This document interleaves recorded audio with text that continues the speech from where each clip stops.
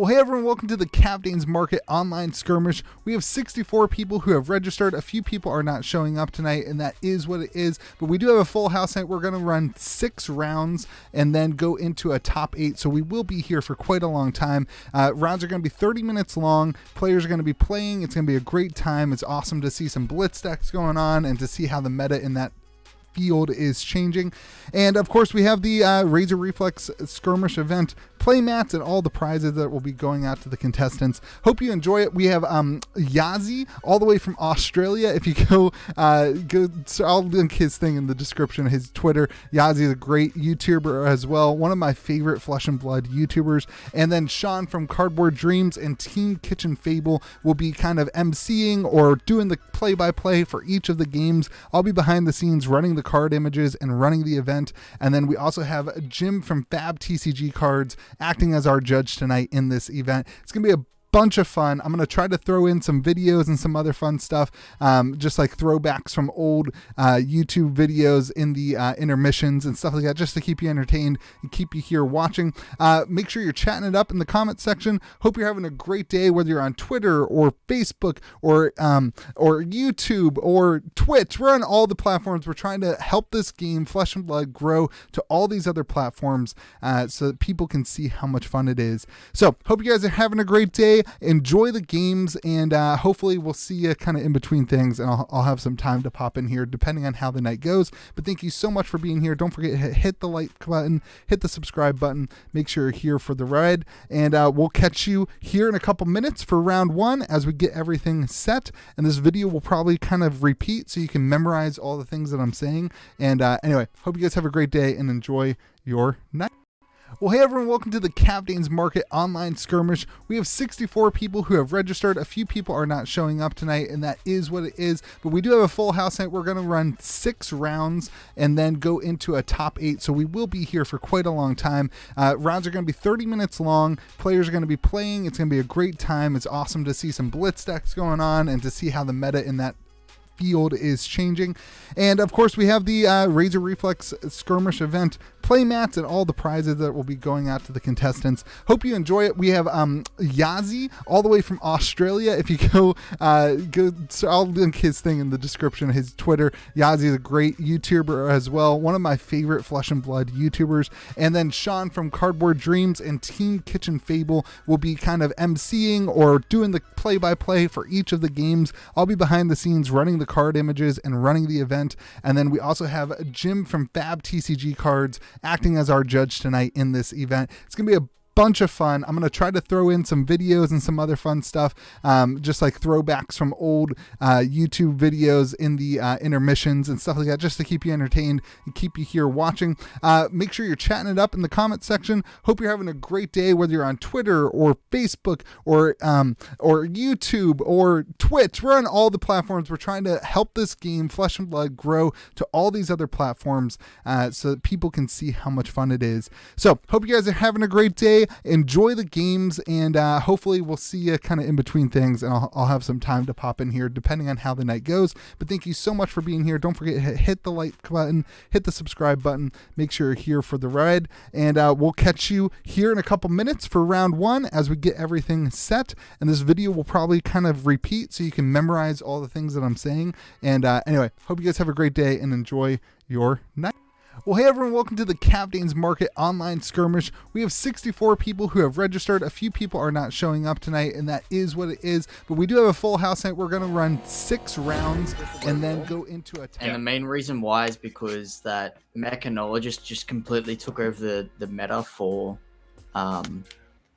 like constructed during that time.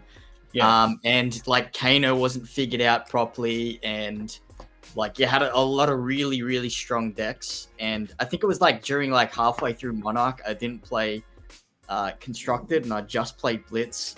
But personally, I think now it's taking a little bit of a backseat because of Ira, Kano, and what's the other one? Ira, Kano, and like Briar to a degree as well. But yeah, no, you know, it's Blitz. I love Blitz. That's awesome. Yeah, that's cool. I just started playing Fab in Skirmish Season 1, so it was my intro to the game. I wonder if we're gonna see. Are you seeing like OTK Viserai over there, or are people not really playing it? We stopped playing it down here. My brother played it during, I think it was the first. Give me a second.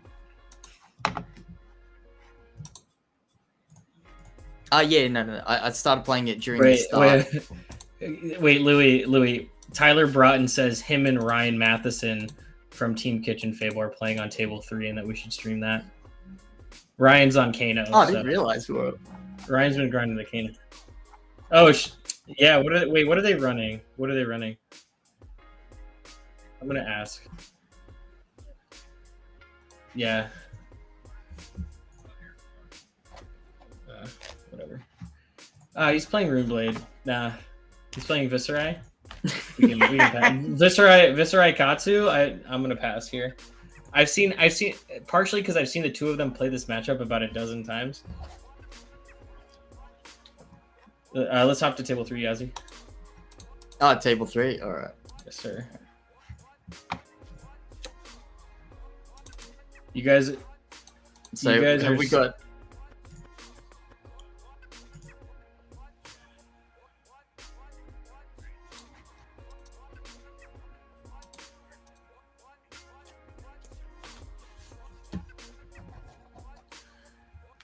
Louis, I assume we're live. Louis, when you talk, does the stream hear you when you talk? Oh, it should. You should. At least if you're not going to talk 90% of the time, it's going to be weird for the 10% that you do. What's up, stream? Let's get this going, everybody. Give the people what they want. Sub stream. All right. Oh, okay. We got Kano versus Dory, man. This is a classic race. This is gonna be a quick one. Yeah. I think this really just comes down to the role here. So an 8 versus. Who wants to win the role, and where do they want to get? Where do they want to start, Yazi? So I think that the Kano does want to go first because like Dorinthia still needs to run like refraction bolters. It looks like they're going with the Hope's Merchant Hood instead, actually, which is a bit of an odd choice, but I can see why. Yeah. Oh, that's Tyler just said. He's one of the players. You can't hear him on the stream, but he said he wanted to be on stream just so the world could see him run Hope Merchant Hood. I mean, so I'm interested to see what Tyler's running. It could be a little bit non-traditional because Tyler built our team's Briar deck. He built the Katsu deck that did really well in the Road to National season, and he just he wants to do no blocks, no pitches to stop Arcane. He just wants to do as much damage as possible. So I think he's just looking forward to a solid mulligan and trying to probably win in 2 to 3 turns here. Yeah, especially if the Kano actually decides to block as well. Because that singing steel blade can just put a a route on the field or the biting blade as well. Yeah. But I do find it a little bit odd that he isn't running the refraction bolters, especially that he's kind of just relying off the glint to get the second attack in. But if he's just going tall, I guess it's okay. Yeah, I think the Kano player can probably make that same assumption here. It looks like. Okay, so Kano went first, and he just tried to Kano off the top. He hit snapback. I think it was a red snapback, correct?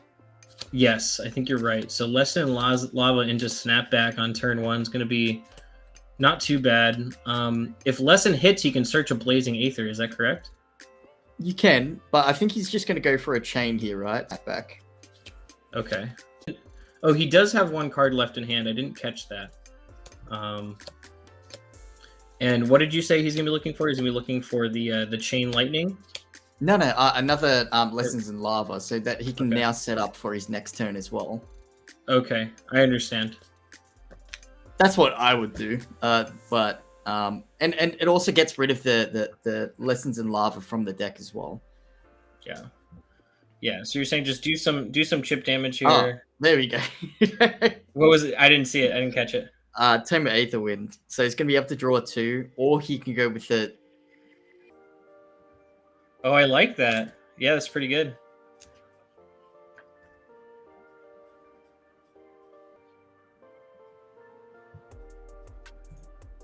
Okay. He's gonna leave the tome on top. So he's going for a more setup kind of build. Really depends on what that arsenal slot is.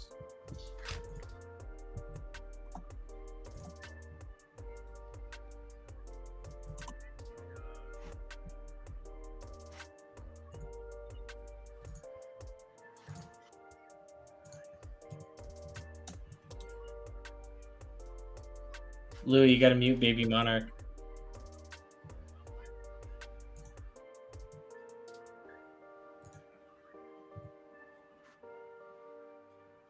Got it, Chief. Oh no, because I asked you not to be. That's on me. All right, so he went. Oh, okay. So he's swinging for 6 right now. No, showing no go again. I think the best option is just to not block. You agree? Especially, so if he has the Tamer Aetherwind in his hand right now, I think he's able to block and at least go for a more tempo play for his next turn. I think it's too risky because you could hit the you just don't want to activate Reprise here and force him to have inefficient reactions or force him to move to a setup turn, maybe arsenals. Yep, see there he says no reactions off the no block. 6 damage is pretty significant for Kano though. But I don't see a reason to block there. It's just that now he's on 19 health versus 9, which isn't impossible for a Kano, but he's still not on his 3rd Tunic trigger yet. Yeah. So he can't get like an instant like Storm Strider's turn during his opponent's turn next turn. Yeah, that's true. I think it will come down to turn 3, Kano and Dorinthia's turn, and I think if it gets past Dorinthia's 3rd turn, I think Dory's probably going to have taken it there. All right, he's thinking hard. Yeah, I noticed that this Kano player is playing a lot off the top of his deck, so it means he's not getting a lot of really good draws. Even though he was able to use search the Tomb Aetherwind, he's probably going to save that for his big turn. Okay, so he does rip a Blazing Aether off the top, so he's able to push some damage here. That looks like a not Blazing Aether, Aether Flare. Aether Flare, not Rousing Aether. Yeah. Okay, is he gonna?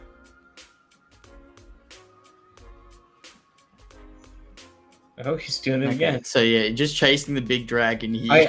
I will say I have seen this Kano's list, and it is all wizard cards. So I think in some ways he just wants to do that. Just really is he running more red or is he running a lot of blue? Because I think it's really risky. Yeah, I'm looking at it now. Actually, yeah, it seems like he's got 17 blues, 19 reds, and 4 yellows. Okay.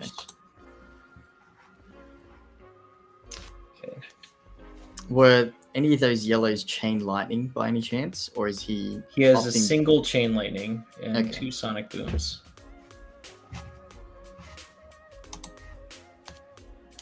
I think this is the turn he snaps his Metacarapus as well, because now he has 3 cards in hand and he's able to use all of those cards. Yeah, and he wants to. Oh, he's letting the Aether Flare sit there.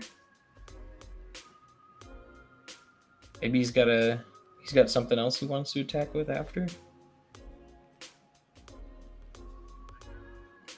I'm not entirely sure.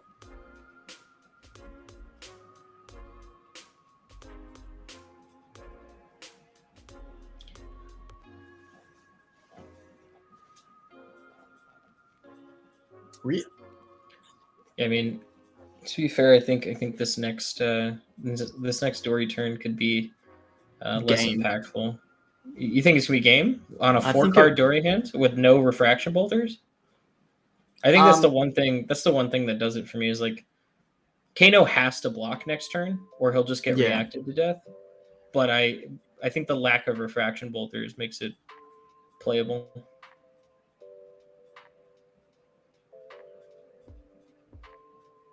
Oh, this was a blue Aether Flare. It's Okay, not that that makes great. a lot more sense. Yeah.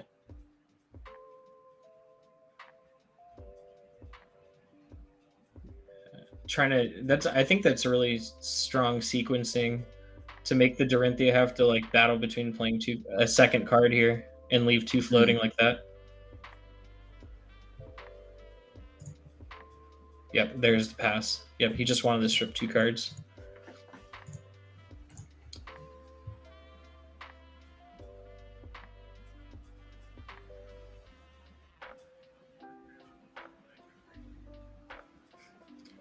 Yeah. The fact that, yeah, so by blocking 6, last maybe? turn, you see that, I mean, the only thing that I think is going to make your life horrible here is if he has another red overpower in Arsenal. Yeah. Because even glinting onto a 6 block with 1 card left in hand, like it's not going to be super efficient. Like you might be able to get over and swing twice, but I'm not confident in that.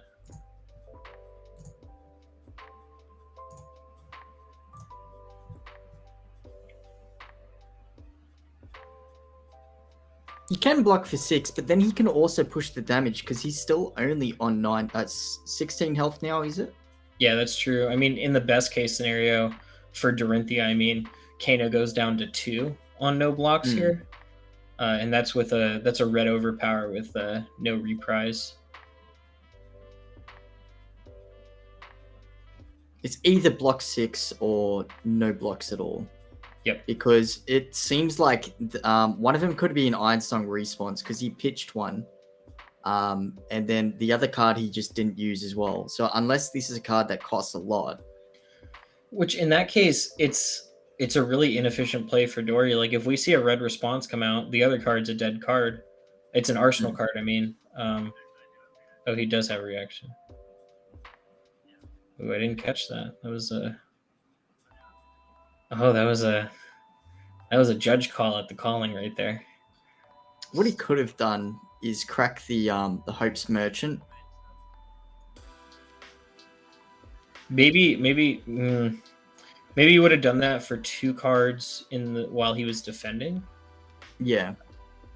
Yeah, and keeping the blues obviously if you know you're gonna block, but I think the Dorinthia player needed to be willing to let that that Aether Flare for 1 hit, because even if it hits, it's only going to do an additional 1 damage, so it's realistically presenting 2, and Kano has to burn his last card in hand and or arsenal on that last turn. Do you see what came out right there? I can't. There's a little bit of a glare. Toma Aetherwind drawing 2. Ooh, again. Okay. Yeah. So it seems like he hasn't hit his big key cards like his Stir the Aetherwinds, his Chain Lightnings, his Blazing Aethers yet. But he has digged through a lot of his deck right now. Yeah. And he is relying off the top of his deck. Personally, I feel like this should have been a Talisman turn. Because now he has like a 5-card hand. If he was able to like see the top of his deck rather than having to... that the one that was banished, that's Scalding Rain. Scalding Rain, yeah. Yeah, I think you're right there, Yazi. Would you have done it before the tome or after? Before the tome. Because at least that way, so if let's say there's a Chain Lightning on the top of his deck, he could have played the tome but chosen to do the +2 instead. So like +2 damage. And then he could have gotten that come in for at least +4 as a minimum. Oh yes, I understand what you're saying. Yeah, that would be a good play. What do you do? Scalding Rain for... So the blue does 2 plus... Yeah, that's not much. This is just 2 right now, right? Yeah. Okay, Kano passes. Ooh, that's no bueno on another Tome of Aetherwind. No, I think Kano's in real danger of losing right here.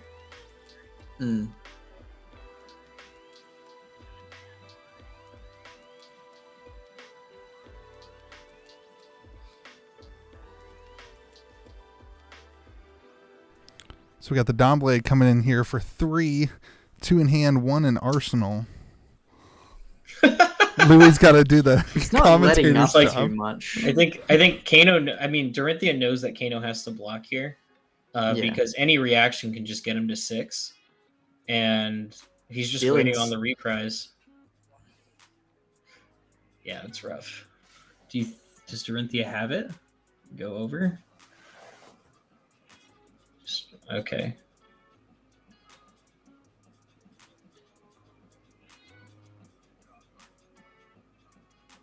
I hate to pick favorites, but I am going for the Dorinthia player here.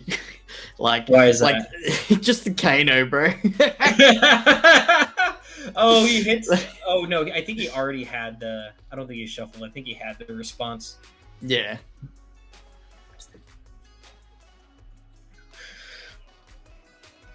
Yeah, Kano. Kano's gonna. Yeah, Kano's not in a good spot. I think almost no amount of nuts can win Kano the game here. I don't know. I've been cheesed before. Yeah, that's fair. Storm Striders are still up. Storm Striders, the Metacarapace, and the whole Talisman. Oh, Nursing! Let's go. We're back. We're back. Just right. like that. Just like that. Oh man, but that did take the Tunic resource. I don't know why he. I feel like maybe if he knew he was going to do that, he probably wanted to keep the blue he blocked with and just block with the stir, because the game's not going to go that long. I do see that as a misplay. It might or might not be misplay here, because if he's able to shuffle his deck, he ups his odds. Yeah, that's fair. Okay, so what does he have that shuffles? Of course, the lessons in lava. Okay. The response here is a nourishing emptiness as well. Sheesh. Yeah, no. Wait, just okay. Kano's got a block with Oh. Okay, yeah. Oh, he he's has just to going go for it here. He just loses. Oh, and he had the eye too. That's not bad. He's got eye and talismanic on this. Dorinthia has 2 in grip. It looks like 2 in grip, 1 arsenal. So 5 card hand, 4 cards now. This is great content. This is. If he pulls off, the double, stir into Chain Lightning with the Metacarapace and a Blazing Aether, it's You mean all forked? possible. Are you looking for the forked lightning? Yeah, here? yeah, the forked play. Dude, I remember the first time someone explained to me what forked lightning did. It was like my second or third Blitz Armory event back in the day, and I was just like, oh, I guess I'm dead. Okay. All right. Did you catch what he did with? I think he just One put both top, back one on top. bottom. One on top, one Yeah. on top, one bottom. Okay. If he And he didn't already like his- he activated Crucible just to get the eye going. Okay. Yeah. Because okay. The best he can do is he can block with a card from hand and block Tunic. with Tunic if he wants to stay in the game for 1 extra turn. Yeah. And we're seeing.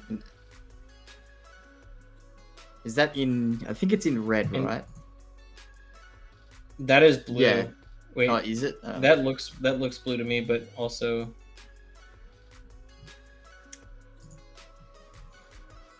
If it's red, it's good. Yeah. 'Cause- Wait, he had two in. He breaks he has Hurt no Merchant's blue. head here. The Dorinthia admits that they have no blue in hand, so they're trying to get that blue draw here.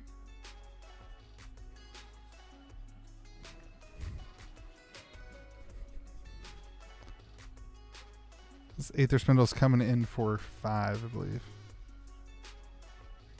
Oh, he had one in hand at the time. To be honest, I think this is the wrong one to block at as well, because now he's just letting him know that he can now block with a card and block with a card like his Tunic, and then get game during his turn after he swings. Okay.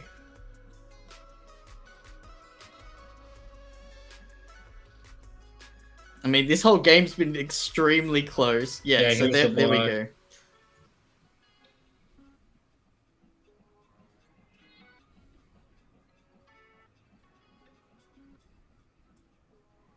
This is basically 1 health versus 1 health as well, because you... And I mean, I agree. I mean, at the end of the day, like 5 cards in hand against. He just said he forgot he had a block there. I feel like so.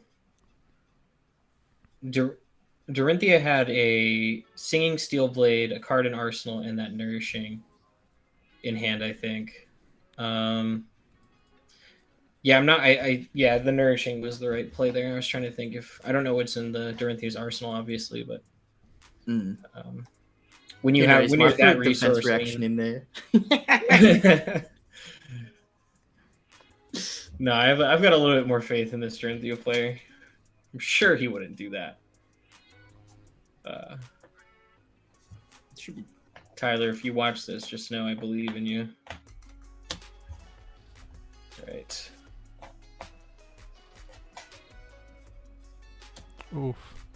Oh man, it's a bit sad that he didn't use that off his Aether Spindle. Yeah, he could have.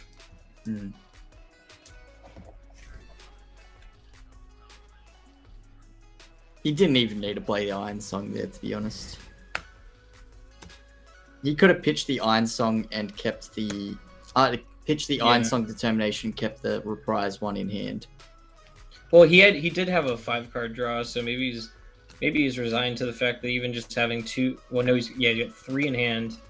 I mean, at the end of the day, like you can have a million blues in your hand, and Kano's gonna get through it.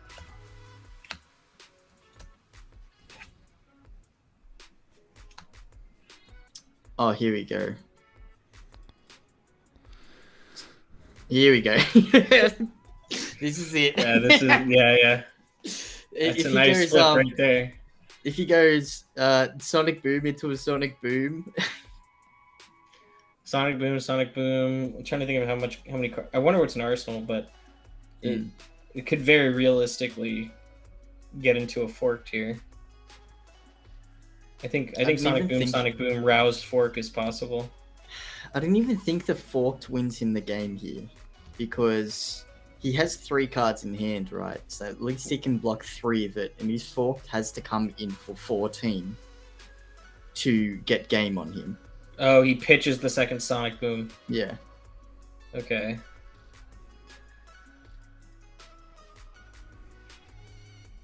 One in hand.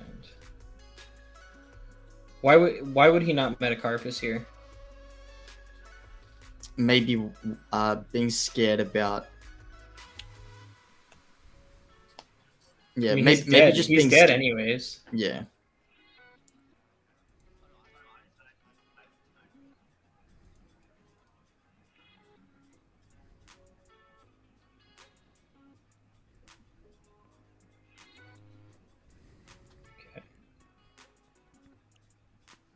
Kano'd and Sonic Boomed. I think this is just game now. Yeah. The amount that he's looking at this top card here, especially facing a Iron Song Determination into a Dawnblade. Yeah, I think you're right. I think if... Yeah. Yep, that's it. Well, I was very skeptical from the start about... Oh, he has the route too. and the just insult to injury with the Sigil and Arsenal. Too. Yeah. He had man. Well done. Dorinthia player knew what they were doing. It's the wrong Sigil. I was extremely everyone. skeptical about the Dorinthia player, especially... Yeah. Especially not playing the Refraction Bolters and instead going with the Hope Merchant's Hood there. But it looks like it did turn out for the best for him, because he would have been on... He had a red card in hand when he did that turn, if he didn't pitch incorrectly. So he would have been down to 8 health at that point. And if the Kano player was able to see a big combo, even just like a little combo of like Stir the Eighth Winds into Chain Lightning or Stir the Eighth Winds into a Sonic Boom, it probably would have meant game there at that point. So, yeah, that was a pretty good game one, in my opinion. Yeah. Yes, solid players. Shout out to Team Kitchen Fable. Both players are on our team, actually, both the Kano and the Dorinthia. Those guys, Tyler, the Dorinthia that won, has a deck tech on her channel. So just plugging the channel for the first of 100 times this stream. All right, everyone, we'll be back for round 2 here in a minute. We'll let these guys get a break, and we'll be back for round 2 in a couple minutes. I'll try to find a video to play for you guys in between, but stay tuned. All right, you guys.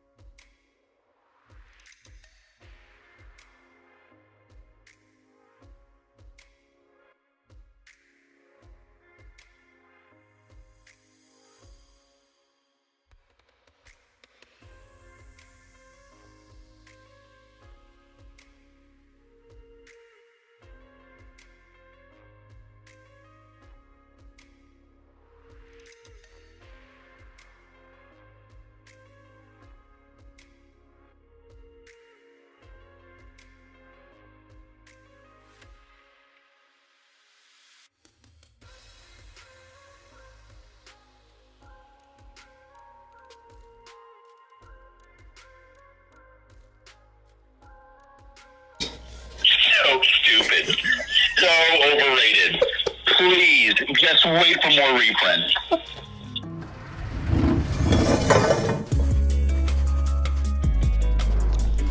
Well, what's up, everyone? Welcome back to Kitchen Table TCG. Today's video, you're either gonna love it, you're gonna hate it. I don't know, let me know in the comments. We're gonna call George. George is from Compete Sports. He's been on the channel a bunch. He's in the podcast with us. May the zoo be with you. George has no clue we're gonna call. He's called me twice today. I haven't had the time to answer. We're gonna do over and under with George Wendt. Overrated or underrated with George Wendt. He has no clue what the questions are. I just wrote them down literally 3 minutes ago. We're gonna ask him what he thinks is overrated or underrated. We're gonna see his raw opinions. I'm gonna put him on speakerphone. Let's hope he answers. This is gonna be great. This is gonna be great. He has no clue. It's awesome. All right, he might not answer like this. If he doesn't answer, this will just be like 3 things of me saying like him not answering. Uh-oh, here we go. Here we go. I can't wait. Come on, George, answer the phone. I guess like I didn't answer the phone for him today twice, so I get it, but you know, it would make the video a lot better if he would just answer. Please leave your message for George Wendt. All right, it's 3 hours later. Here we go. He thought he wanted his own YouTube channel, so this is like me giving him that. He's gonna think it's loud. Hey. Hey George, you're on a video. Ready? We're gonna do overrated or underrated. You're on a video. You have to say what's overrated or underrated live right now. No. Louis, overrated. All right, here we go. Alpha box at 5K. Is it current market like right now? Alpha box at 5K right now. I guess about right. Okay, accurately rated. Arc at 3,800. Oh, Arc at 3,800? Oh, that's overrated. If Alpha is $5,000. Okay, Vivid Voltage at 120. Oh, way underrated. Okay, Modern Horizons 2 in general. Probably overrated. I think they're going to have a rough time with it. Why is that? First, like, it's printed demand.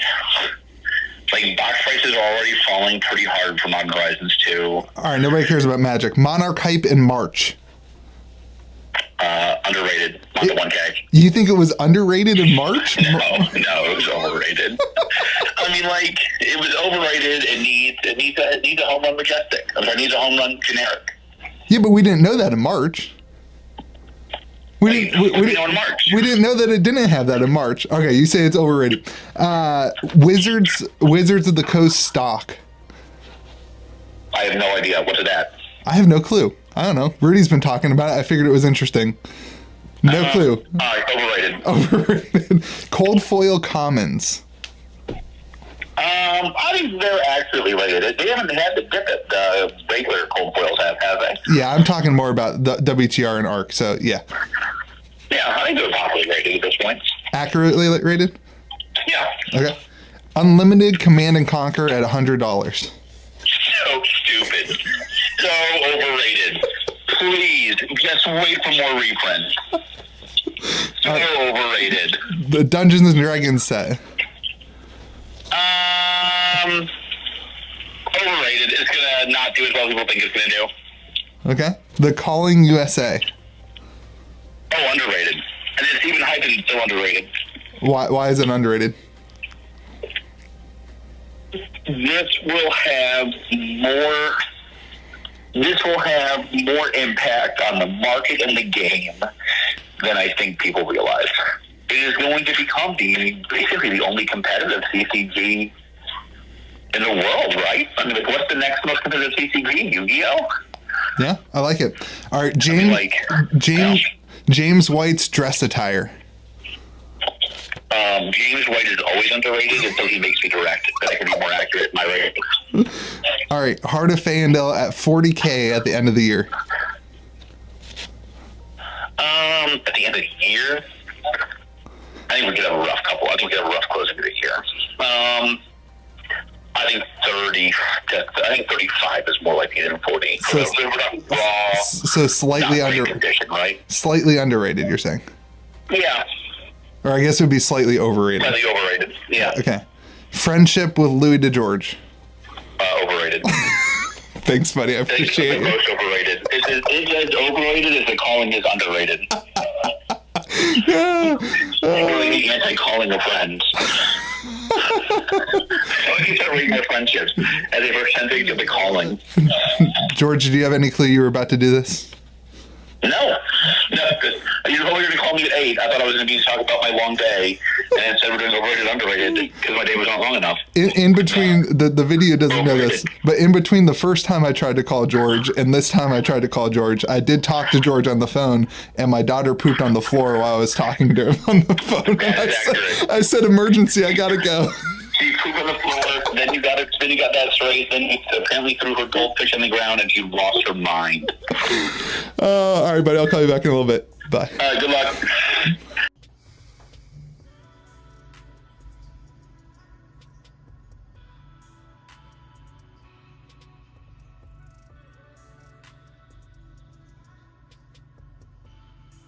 Now, I know my deck profile on my brute decks are a bit late now, but I've fucking had it. I've had it with seeing all these players and all these good content creators playing fucking Ravenous Meat Axe. This weapon is literally the worst weapon. So I'm just raw dogging this right now. I've seen probably like 4 videos today of brutes playing Meat Axe, and I just fucking had to make this video. So, Meat Axe swings for 3, right? If I have to write backwards, I think. If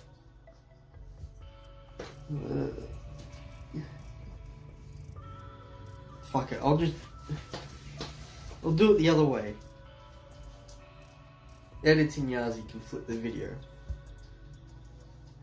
Ravenous Meat Axe swings for 3. Right? If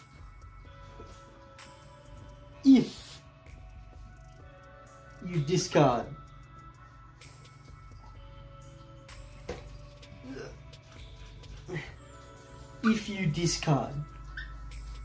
if most your deck, I'm mainly talking about Blitz right now, but most your deck, you don't want to mill. You really don't. Not against, like, if you're playing Levia, not if you're playing Ryanar. Both these builds, you can't swing with your weapon every single turn. So it is only ever swinging for 3. Only ever swinging for 3. Who cares about the 5? Because at that point, just play Romping Club. That thing swings for 4. Always swings for 4, and then if you discard, it swings for 5. Okay? Now, Hexagore.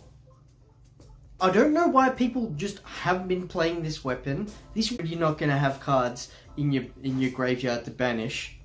Block. Just block. 1 turn. Block. Block for 1 turn.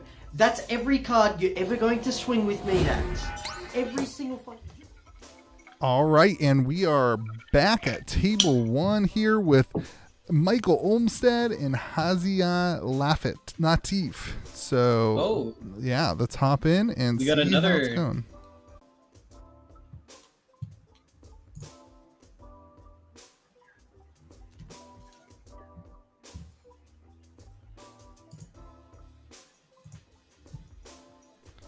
Stream, we are having some audio technical difficulties on one of the players, so Sean and Yazi are going to entertain you for the next couple minutes. Yeah. So this I Am the Fire guy is big on Fab Twitter. Is that what you were saying? Yes. Yeah. No, he's very big. Well, like, I like his content. Oh yeah. And he also comments on a lot of my stuff too. He did release a what's it called? Like Kitchen Table's custom card thing, which was pretty unique. I think I'll see if I can bring it up real quick. Yeah, I need a link to this. I can't find him. All right.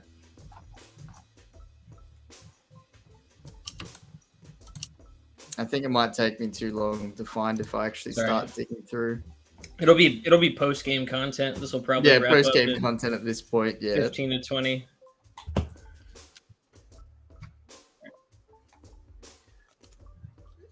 Oh yeah, so Louis is telling us now that he's muted from the stream to let you guys know what hero they're playing. So I'll go ahead and do that.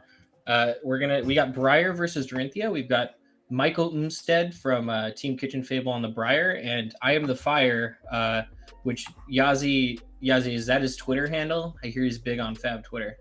I think so. I'm pretty sure. I'll have to look it up for now, but trying to pay more attention to what the players are playing. So the Dorinthia players on Skullcap, looks like Courage, Braveforge Braces, and the Refraction Bolters. Yep, and Briar's running the Hope Merchant's Hood, Grasp of the Arcanite, Tunic, and Snapdragon's pretty standard with the exception of the Hope Merchant's Hood. We're seeing that in some lists come out, and I think that's just saying, hey, Dorinthia, I'm going to outgas you. I'm going to try to, if I'm getting a hand of all attacks, I'm going to try to fix that and come at you a little bit harder. The starting tempo of the game, especially that Briar hates being swung at. Being able to pressure with the Refraction Bolters every single turn is pretty big. I think it's very reasonable to say that, okay, so we see a Ravenous Rabble come in for 2.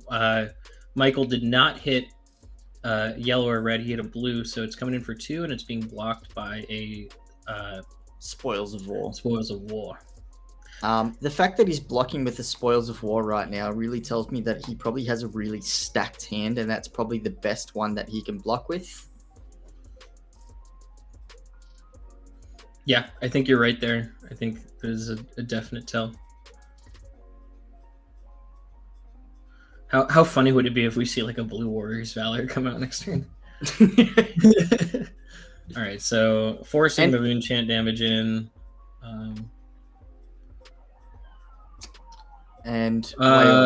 This Rosetta should not be for 2 and 2.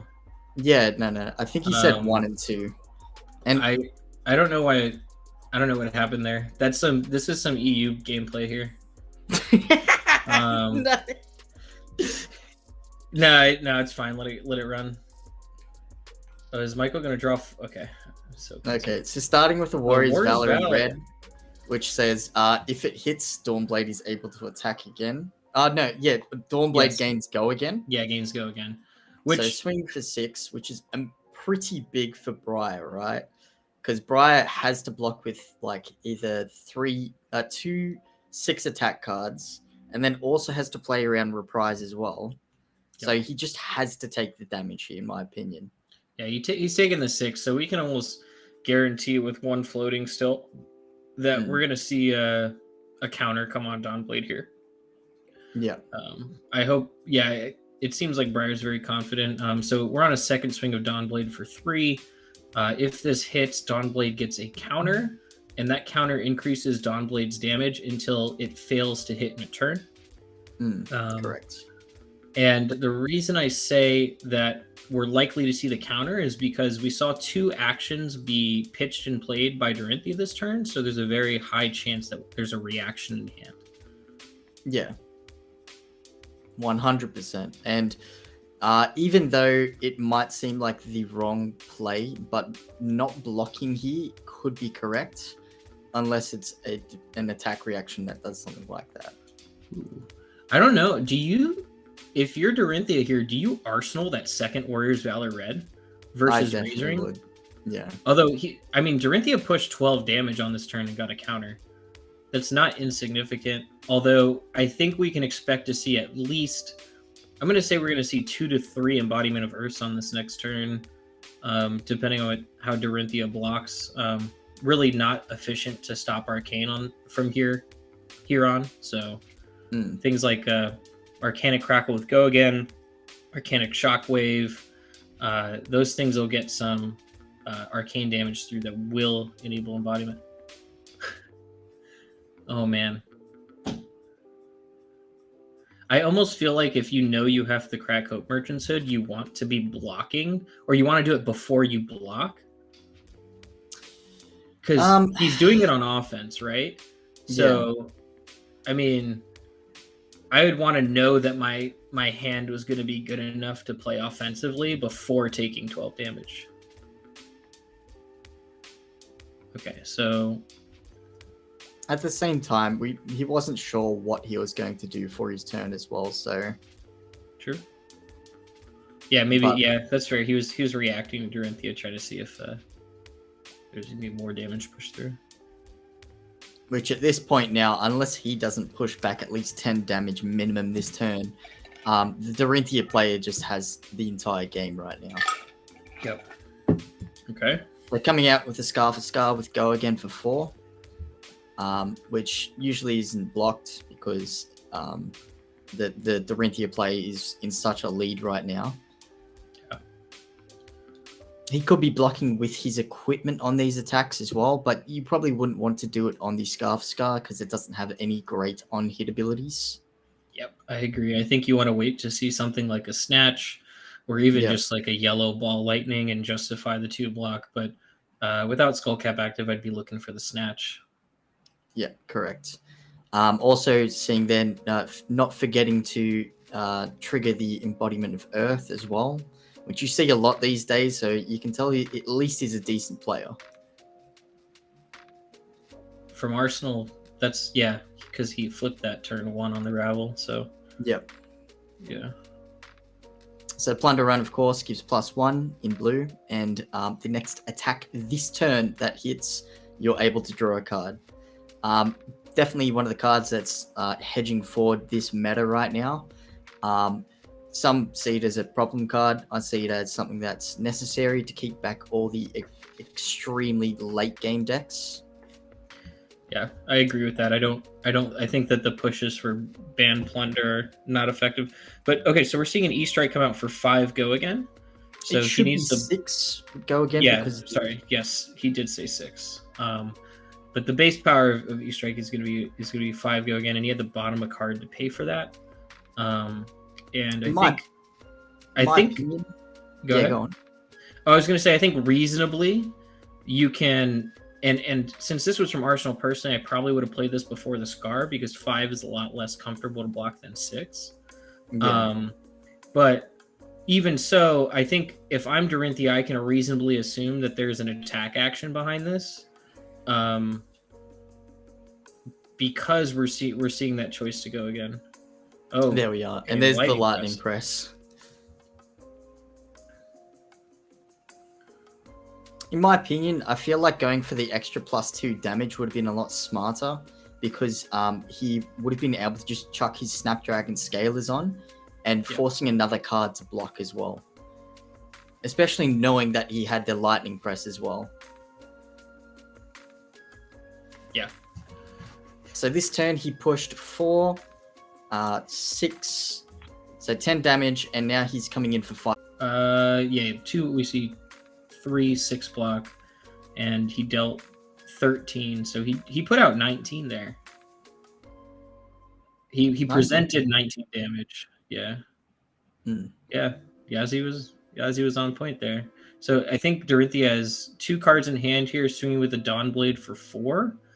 I think realistically, you're most afraid of an overpower into refraction bolters, but I feel like I feel like you have to block that swing because he's going to break bolters here with 2 floating into a Dawn Blade for 5 with 2 cards in hand. Like that bolters is going to come down no matter what, anyways. Yeah. So he's got his attack reactions, and he mainly just needs to play around this second swing.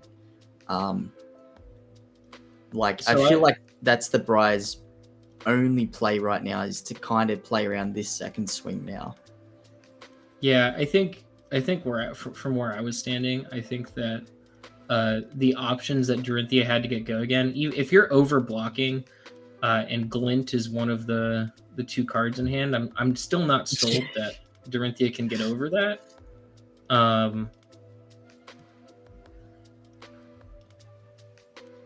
I wonder if this Briar list is playing the very small Force of Nature package where you can play Force of Nature and the Pulse.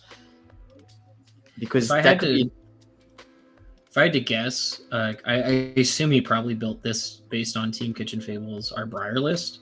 And our Briar list does have Force of Nature, and it also has Come to Fight, specifically for the added block. So that would be the best scenario here, is to be able to just say, yep, I block 10 with 2 cards or 5 with 1 card. But if that were the case, then he should have done that on the first swing.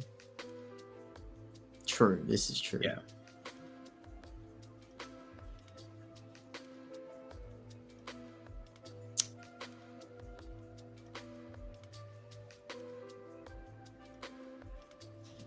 Block. Yeah, with Briar on a 2-card hand though. It's still playable at least. Yeah, but you don't get rid of the counter either. I feel like, who knows? I mean, 2 cards in Briar's. It could be a YOLO 4 attack and a lightning press. I don't know. Not advocating for that. It's realistically a 0-cost attack. It's a 0-cost action, 0-cost attack with go again into a tunicked Rosetta is what I'm anticipating. It is a bit sad to see the Sonata go here as well, though, because that's just basically free damage as well. Being able to get the draw off it as well, deal the 1 arcane, and then being able to swing with Rosetta pretty comfortably, especially with the Snapdragon Scalers to give an attack go again. Who knows? Maybe he is too. Oh, we're seeing reactions come out. Oh, yeah, here we go. You think we see... Imagine having Twinning Blade or Glint in hand and finding the other. So this is probably a route coming down now. So blocking for 4. Yeah. Yep. So block But 4 he's got coming a- over by 4, 5, 6, 7, 8. So swinging for 8, and this should be game. Yeah. Yeah, that'll do it.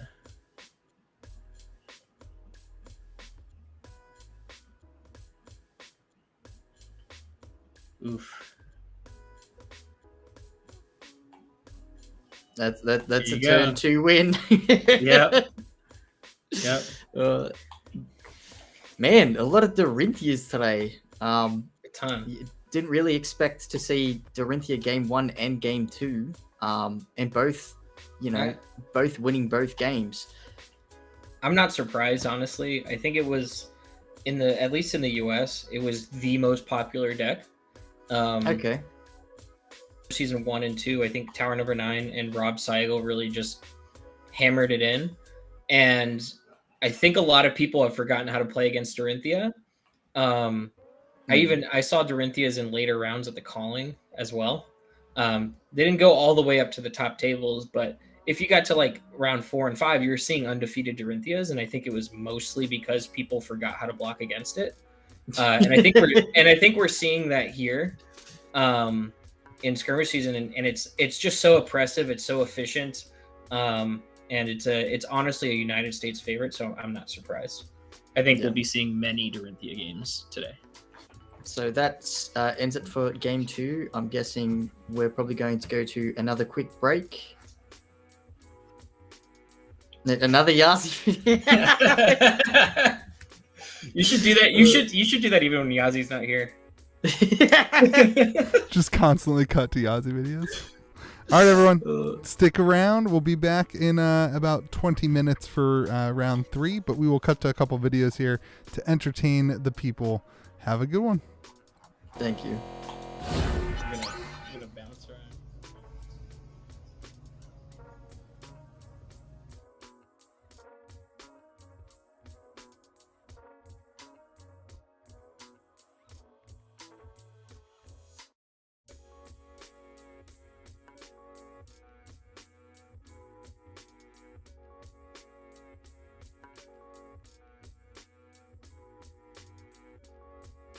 Hello, it's been a solid minute since I've made a proper video rather than screwing around.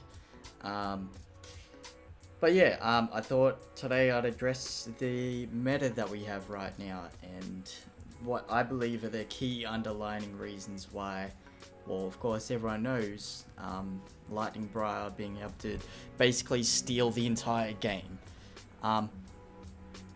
Personally, this meta is the most healthy meta we've ever had before. This is even including, so, Lightning Briar. There's a lot of key elements to the reason why this hero is so strong, and why the whole meta revolves around Lightning Briar right now. And the main card is Plunder Run. Plunder Run now is seen in multiple decks. There's even a Rhinar deck that I saw today that's now playing it. Viserai uses it, Chain still uses it, and if you want to be an aggressive deck, you run Plunder Run. But Plunder Run, we've had Plunder Run around for a while, and it hasn't had such an impact as it has now. You could attribute this to Bri being able to get extra go again with her embodiment of lightning, and like of course with Chain as well, being able to arsenal it and then play it from here.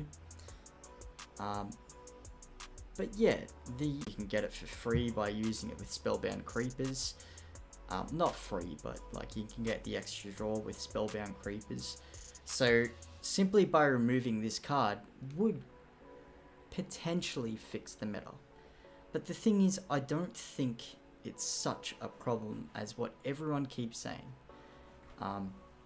The main reason why I believe that Plunder Run isn't the issue, I think it's the underlying features of Briar that is. Briar came out of an elemental set with 3 heroes. One of them, you have to use a card from your arsenal to gain an ability off with hero ability. The second one, you have to pitch as a defense reaction. And Briar has 2 extremely powerful hero abilities.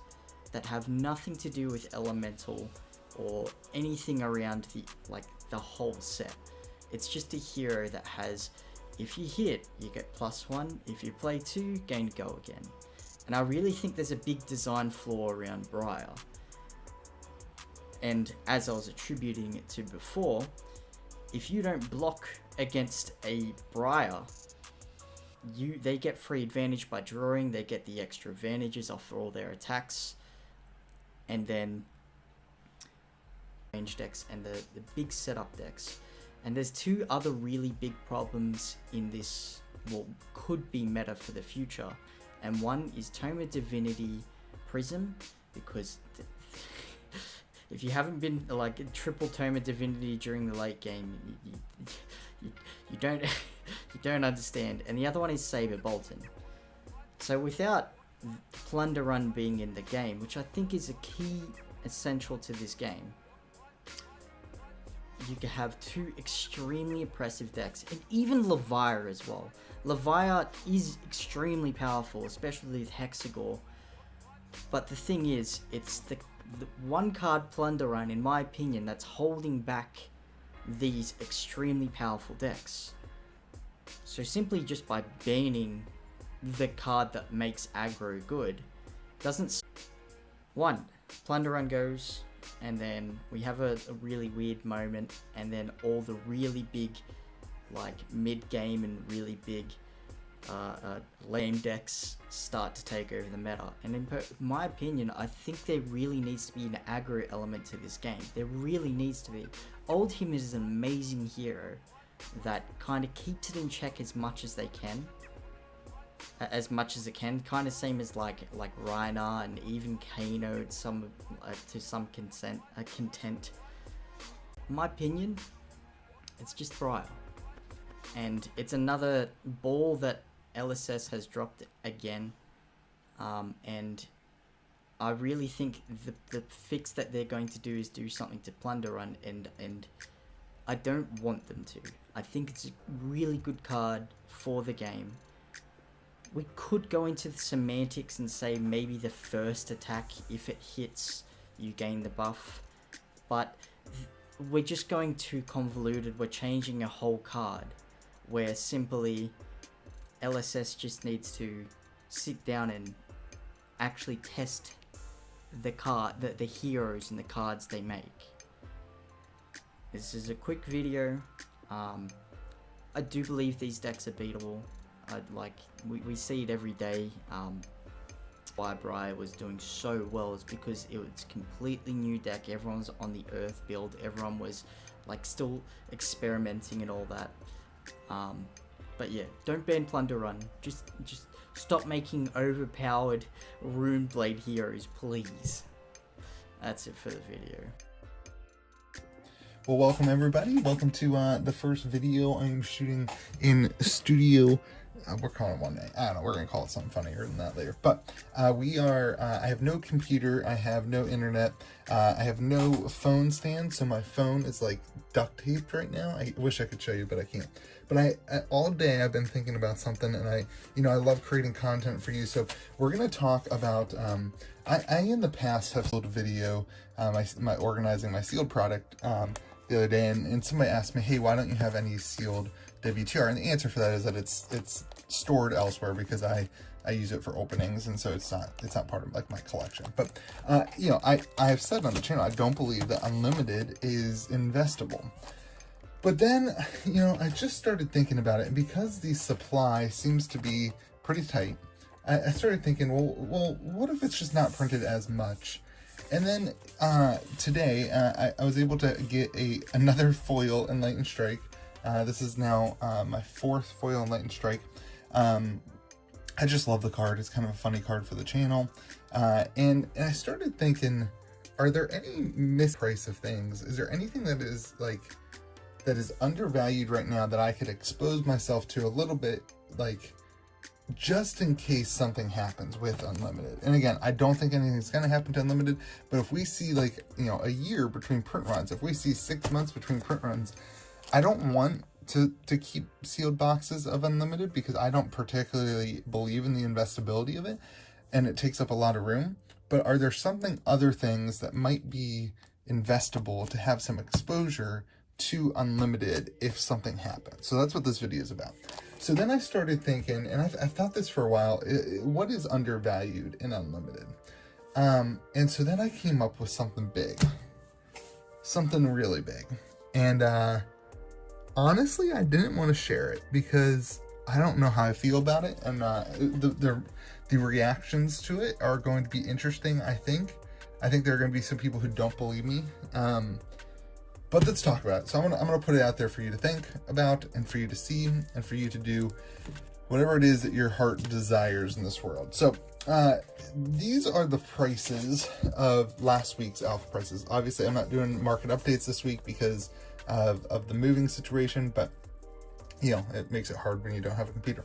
But this is the last kind of recorded E-strike we have for alpha. This is foil, is $3,500. And then, you know, an unlimited E-strike is sitting around 120, 140 right now. I was actually able to pick up another one today for 120, so that's the price that I went with. And then we have the percentage of these two things. And okay, before you get upset with me, you know, I think we have seen evidence that the cards that see play tend to be higher value even in the alpha version, even if it's just collectors. And in the unlimited, obviously the cards that see play are more valuable. The cards that see, you know, the generic cards that are in multiple decks have more value because they're more played, blah, blah, blah. But what I've done here is taken the percentage of each unlimited card compared to the alpha card. So in other words, an E-strike in alpha is 3,500 and the unlimited version costs 120. So the unlimited version is worth 3.4% of the alpha version. And what I've identified is that the generic, if that's accurate, the generic majestic foils are very undervalued. We're talking like 50%. So, you know, let's talk about Tome Fiendel. So last sold for $13.75. Unlimited version sitting around $57. That's 4.1%. Okay, that, you know, when I did that math, I was like, okay, that makes sense. Like, that's about the same as the E-strike. But then I started digging into the other numbers, and we're talking, you know, Crippling Crush, $242. Unlimited version for $20. That's 8%, right? Lord of Wind sitting at 7.2%. Then they get bigger, like Ancestral Empowerment sitting at 13%, Glint of the Quicksilver at 13%, Steelblade Supremacy 8%. That's still twice as high as the E-strike, right? Then I was like, okay, but what about the arcane generics? Like, you know, maybe that's a better metric. Command and Conquer 10%. Command and Conquer, last one I've found that sold. Yeah, this is, you know, a week old data now, but at $12.50. The unlimited version sitting around 125. You might be able to pick one up. I got one for 115 the other day. What I've started to see is that I think that the market has mispriced. Yeah, because what's the downside? Like, this is a card that is well played in tons of decks. Both of them.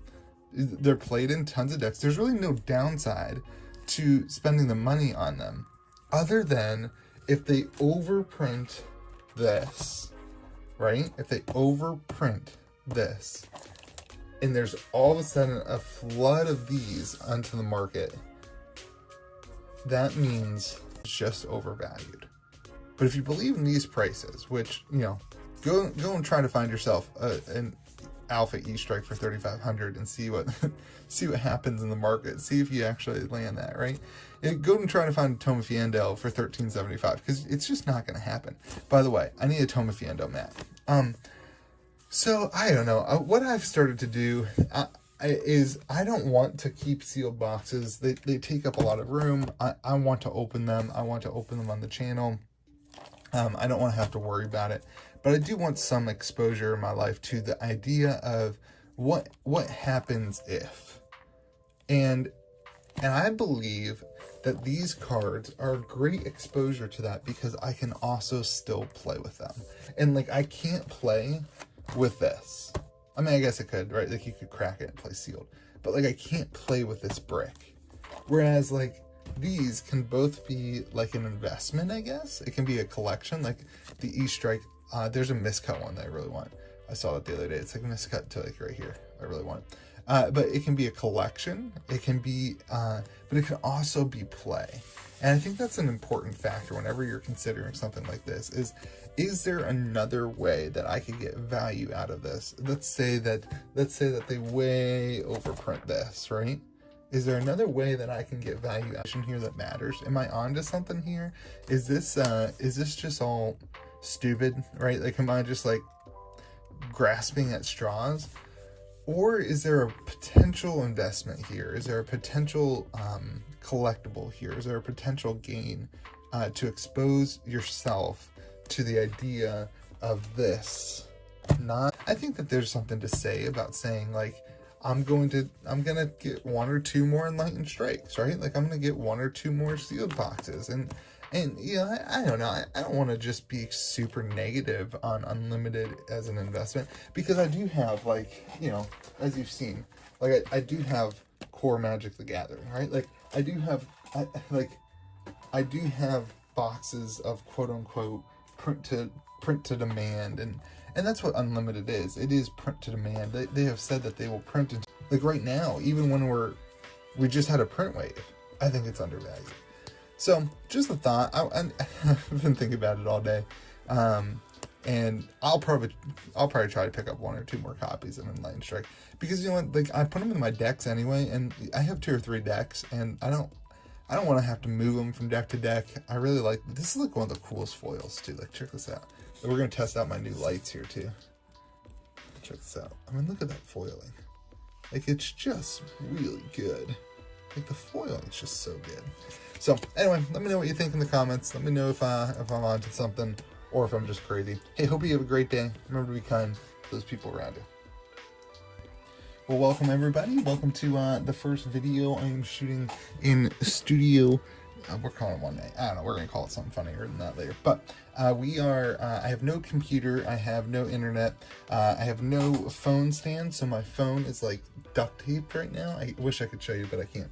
But all day I've been thinking about something, and I love creating content for you. So we're going to talk about, I in the past have said that, that Unlimited booster boxes are non-investable, and I still stand by that. But what I'm understanding is that this print run of Welcome to Wraith is smaller than some people anticipated, and that's led me. And then, you know, I did my sealed video, my organizing my sealed product the other day, and somebody asked me, hey, why don't you have any sealed WTR? And the answer for that is that it's stored elsewhere, because I use it for openings, and so it's not part of like my collection. But you know, I have said on the channel, I don't believe that Unlimited is investable.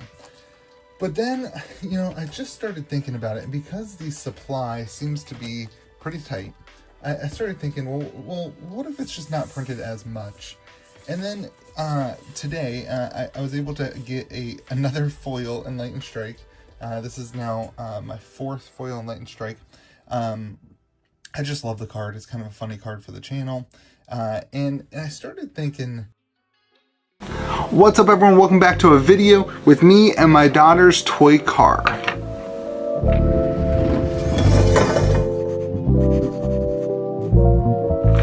Well, what's going on everyone? Welcome back to Kitchen Table TCG. I hope you're having yourself a fantastic day. I thought we would sit down today and talk about the 4, I'm gonna call these the 4 tenets that are requirements for game developers to be successful. And here's why this matters to you. This might be a little bit of a longer video. I wanna talk about why this matters for you. Whether you are a player or a collector or an investor, I think that these 4 things, charts and graphs and whatever, I wanted to give you a 3D analysis of this. So I asked my 2-year-old if I could borrow her car, and she was okay with it. It was crazy. So let's get into it. Represents the game developer, okay? The game developer who, any game developer, so if you're Flesh and Blood, you're talking Legend Story Studios, if you're Magic the Gathering, you're talking WotC, whatever it is, any game developer, any game studio has to have a few things. Now, I just guessed it. I'm sure there's more of these. I'm not a game developer, and honestly, before we get too deep into this video, I just want to say I'm no professional. This is just from my TCG knowledge over the last, 10 years, but all that stuff, some things that I've noticed. notice. So any game developer is going to have to do a few things. Number one, they're responsible for printing the cards, right? They've got to get the cards into people's hands. They've got to play test the game. They have to hire play testers. They have to spend time play testing. They have to do all the logistics. They got to get cards from different areas to the distribution hubs. They have to make sure that cards get there before the release date. They have to do communications. They have to talk with people all around the globe. This is a global industry we're talking about. They have payroll. They have to do graphic design and hire artists. And they also have to work in a new creative design space to make their game unique. And I'm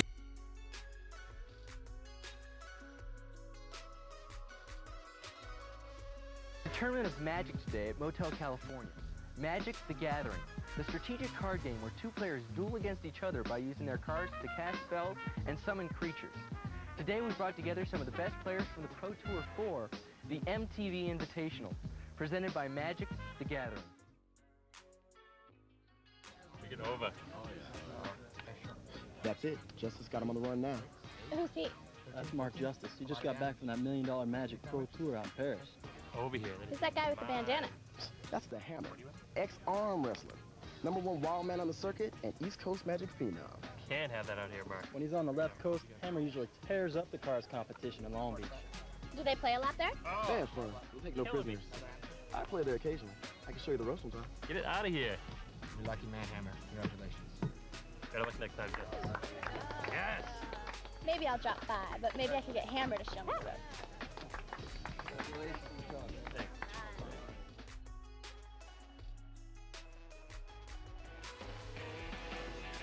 Alright, coming for some loving, baby. Book. Joy 8. It looks like it's gonna be a long day for you, Mr. Long. I think I'm calling out a 187. Alright, I'm gonna pop this guy up and a little bit of chump walking action here. That is the worst play I've ever seen, Mike. How do you expect to win doing that kind of stuff? I hope you got some more than that, Mr. Long. Seeker. Strong play. Hammer. Hammer. Mental toughness, that's what it takes to persevere. Nice game.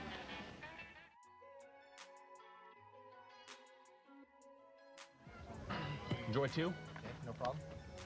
Alright, what do you got for me, man? Boy, Justice is really putting the pressure on. These guys don't look that tough. You don't think Justice is tough? He started a riot at a tournament last year. I got 4 cards. He's been on the tour 3 straight months. It's a constant mental drain. You gotta be focused every day. Third force, and tap this. Block here, block here, block here. Come on, you get it sloppy. What are you doing? Who's the fast talker?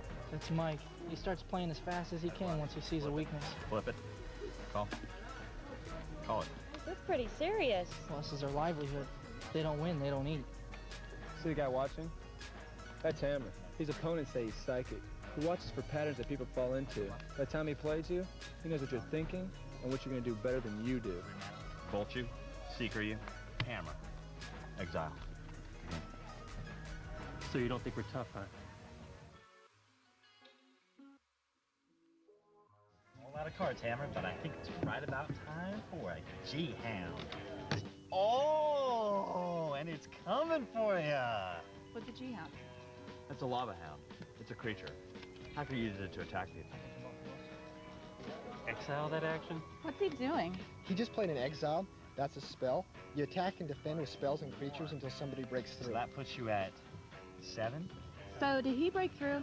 Yeah. Hammer couldn't do anything to shut it down, so Hacker broke through and did 5 points of damage. Okay. What's damage? That's the object of the game. You both start with 1. Pretty spicy. Opponent down to 0. We don't have what's his name here, do we? Louis? Okay, yep. So No. we are on Dorinthia versus Bravo. I'm pretty sure his name was Ziggy on Twitter, by the way. Okay. He's the Dorinthia player who won last round. Okay, so I think Dorinthia chose to go first here to get set up, and to deny Bravo the setup.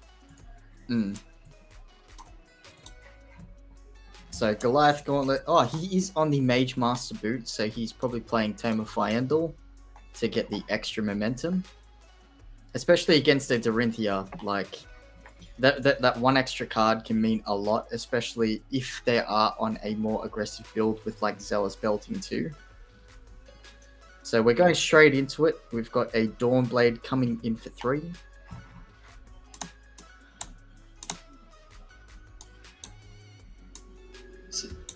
Ooh.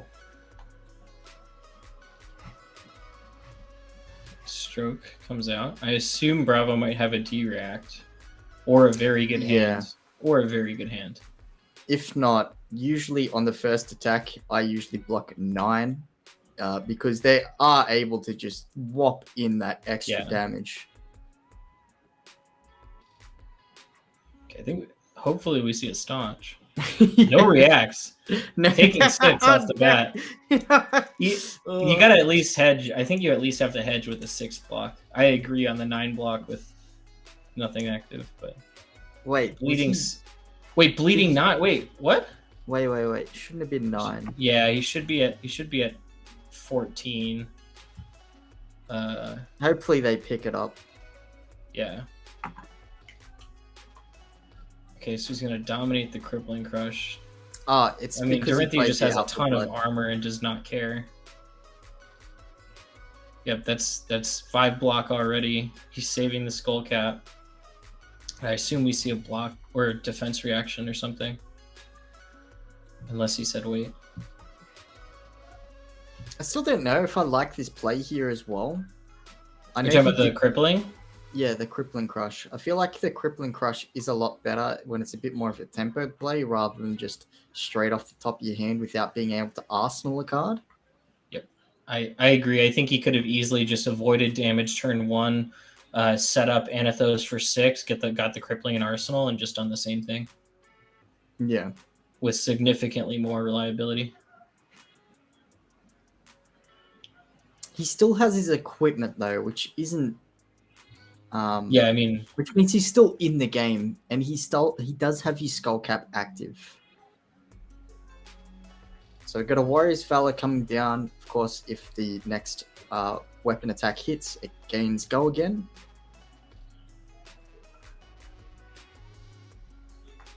Swing for 6. I think this is where the Skull Cap should come in. Right away, right on cue. Yeah. So this is usually an Anathos for 4 turn. Right on cue. Guys, go subscribe to Yazi on YouTube. This guy knows his stuff. I guess you could.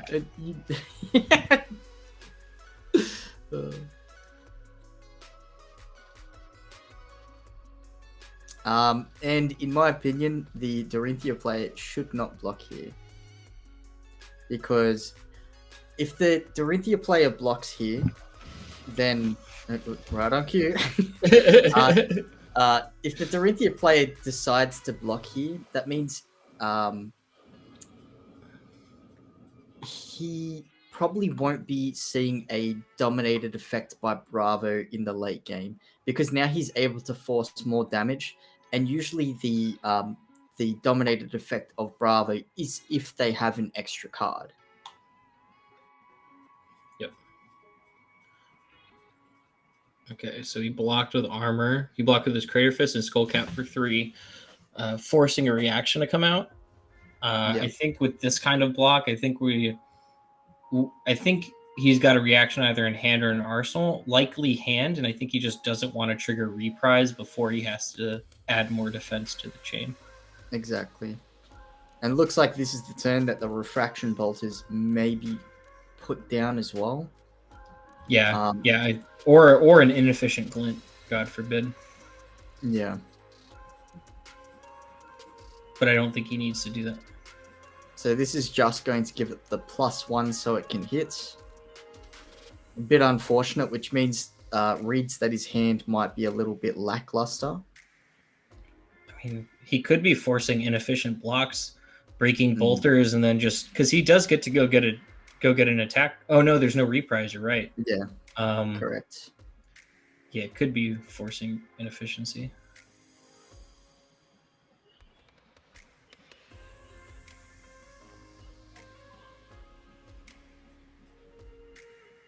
I'm still confused. Should Bravo be at 13 here? Yeah, he was on 14 and then took 1 healthy, right? Yeah, but I think just like the poor game state holding led the Bravo player to think he was actually at 11. Okay. Yeah. I don't know. Okay. Nourishing here. That could Interesting. have came down this turn, in my opinion, but Yeah, I think you opt to do that instead of. Honestly, what I might have done is I might have blocked the hammer swing and then nourishing and forced armor to come out. But he did that. He got that done anyways. Of course, nourishing. If you have no attack action cards in your graveyard, it gains dominate, and if it hits, you gain an extra intellect until the end of your turn. Mm-hmm. I think we're gonna see a big offensive. If the attack is higher, the attack gains dominate, and they discard a card. So if this card puts a pummel on top of it, that means they discard 2 cards. So no matter what, this attack needs to be like blocked with 3 cards, just so that the attack doesn't go through. But now he has this every single turn of threatening with a pummel from hand or arsenal. Yep, and I think given that we've seen that Bravo is not dominated here, I think the pummel's either in hand or there's just a red in hand that he's trying to save for after this turn. Yeah.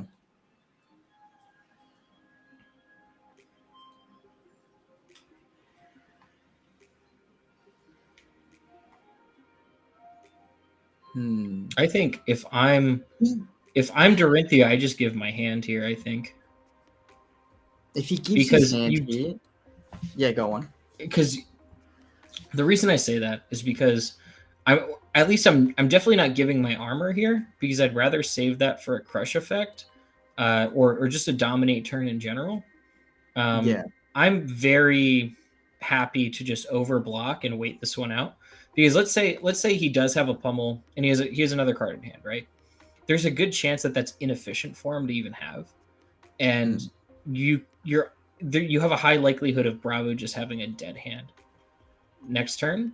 And if that's the case, great. If it's not, then you give your armor up there. And that's my opinion, because even if you have a power card like Steelblade Supremacy,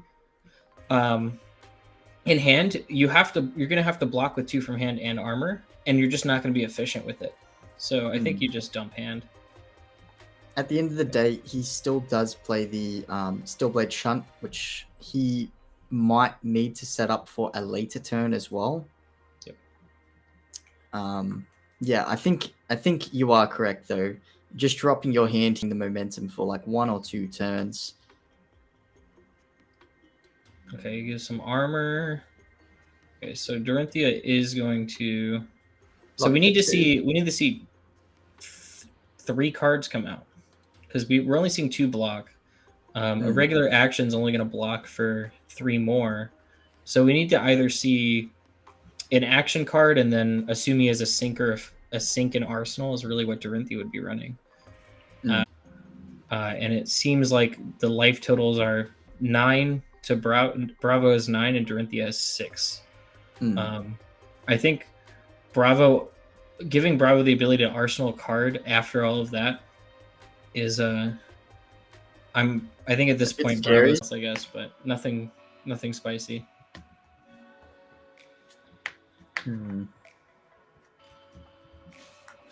So just blocking for 2. I think he's deciding if he wants to put an extra card down. Man, these game of you Americans, every single game looks like it swings back and forth every single turn.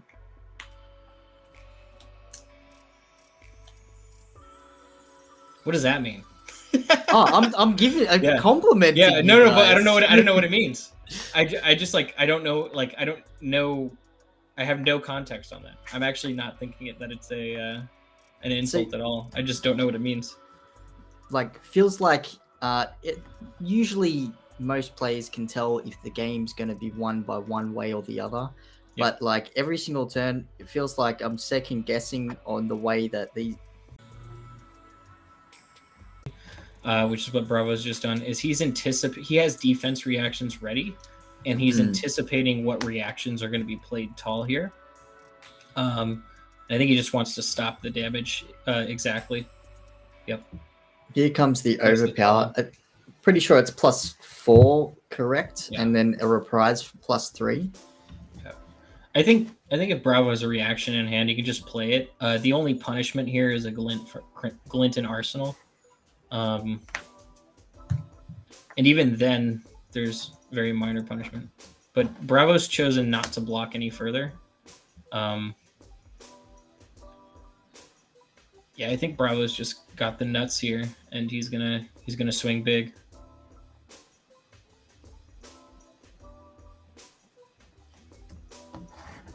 So this doesn't look like the list that I was anticipating as well, which is a bit more like a zealous belting build. This is a very defensive build, probably the Briar meta that we have right now. Yep.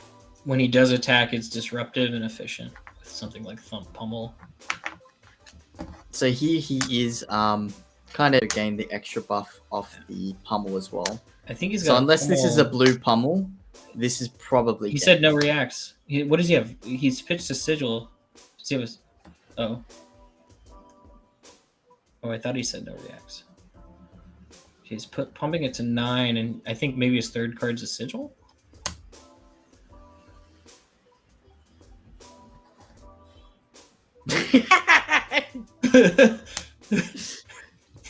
uh, 12. Oh, he pitched the sigil. It was a sigil, but he pitched it. Oh, is that GG's? Yep, it looks like GG's. It is. Giving it to the Bravo player with the double pummel, like basically playing pummel control. It looks like. It's like the best way to stop offense is to keep offense from having cards in their hand. Yeah. Well, that was very much for some reason, the hero that revolves around attack reactions lost to the hero that revolves around mainly for Dorinthia at all. We didn't see Spoils of War come out. We saw one red Warriors Valor get pitched out for the hope to... I know we're lagging super hard. I'm working on it. I don't fully understand what's going on, but I'm working on it, and hopefully we'll be a little bit better as we continue.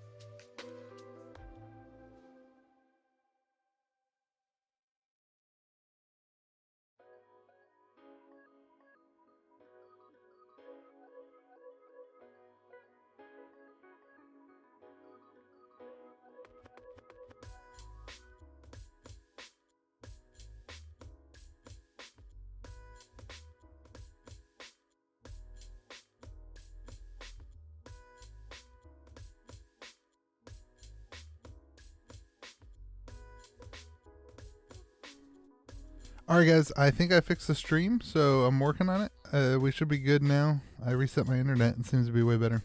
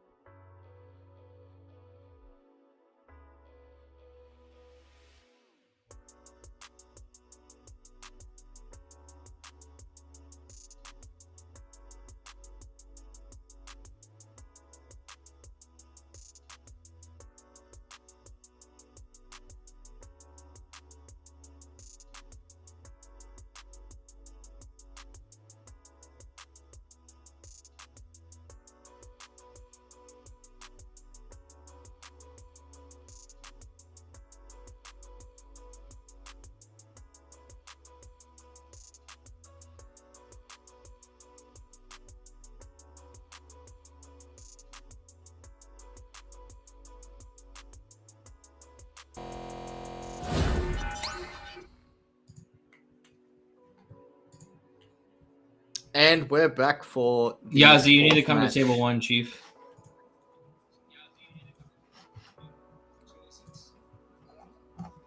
I'm coming.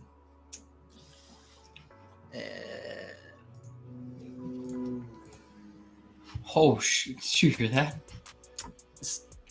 So we have an Oh, we're live Ira again. versus the Prism.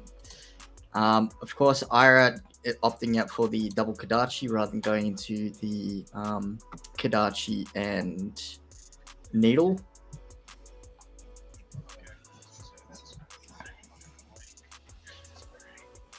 Wait, what's wrong with my audio?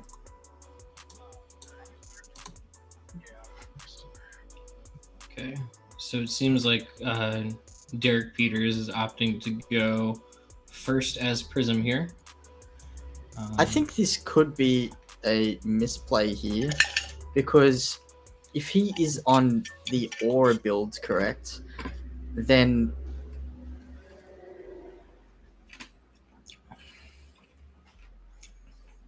Wouldn't the Aura build be afraid that Ira's going to just pass priority and then get stuck? Or there's also the potential for Ira just to have the nuts turn 1. And if you get stuck with an Aura or something and you're just being presented like 15 damage and you can't block 8 of it. yeah. But as we can see, the equipment here, it is looks like a very aggressive list, opting out for the Heart and Cross Strap and the Goliath Gauntlet. Yep. So yeah, it probably doesn't look like the Aura build. It probably just looks like a big, heavy Phantasm build. Yeah, I think Ira is going to have a really bad time in this matchup. I don't think Ira is built to handle something like this. I think Ninja in general has a bad time against Aggro Prism, and Ira doesn't, in Blitz format, you don't have the ability to wait out all their strong attacks and correct. play to the late game. So I think I'm heavily favoring the Aggro Prism here. At the end of the day, they still do have the Flick Flax that is able to get through to all of their play through all of their big attacks, being able to block 3 and then block with a Flick Flack and then blocking large on the second attack each turn. And possibly being able to whittle them down with the Kadachi triggers and maybe get a Mask of Momentum in. Ooh, Nourishing to start. I didn't see a pitch though. Oh, he broke Phantasm. Yeah. That's spicy. Why would you? Okay. I mean, it was turn 1. He could have just played that as his first attack action. Yeah, I feel like that would have been the correct play. But so we got the you got Kadachi Nourishing for 7, draw into 5, get a card in Arsenal. You're gaming. I think that could have been like the win con right there. So we see the Phantasms coming out. Okay, leg tap for 5. Just damage. He did pitch a blue Rising Knee, which makes me wonder if he has another Rising Knee blue or even a red if he's running reds. Or even a yellow. I was running yellow in my Ira list. Because I like to pitch for two Kadachis off of it and then just play like a blue attack on bad turns. Did you think that was the correct line of play as well? Going for the Kadachi first into the leg tap, into the Kadachi, into E-Strike? I would say no, because he knows it's an aggro Prism, and so I think you can afford to just go Kadachi, leg tap, and force him to either pitch for footsteps and block, or block with 2, or just have to have the defense reaction. But I would say low odds that he's running red sinks. Ooh. It's a bit sad that it... Oh, okay, it is for 9 then. Oh, Goliath. Yeah, he Goliath this. I think you take this. Unless you have a Flick Flack, in which case you use the Flick Flack bonus. But otherwise, I think you have to take it. Yeah, he'd likely. That's honestly, I might have given Tunic here, given how fast this game's going. Yeah. Just to not give him the shield and the card and soul. Okay. Prismatic Shield is played, so Prism's going to have 4 shields to attack with that have go. Oh. So no, he did not have go again on the the Herald. I was going to say that could have been in response, but because the... Yeah. Well, it looks like the Prism's completely set up for the late game, but he's still in the early game because of the Ira play is still on 19 health. Yep. I think if Prism has one off turn, they're in trouble here. Yeah.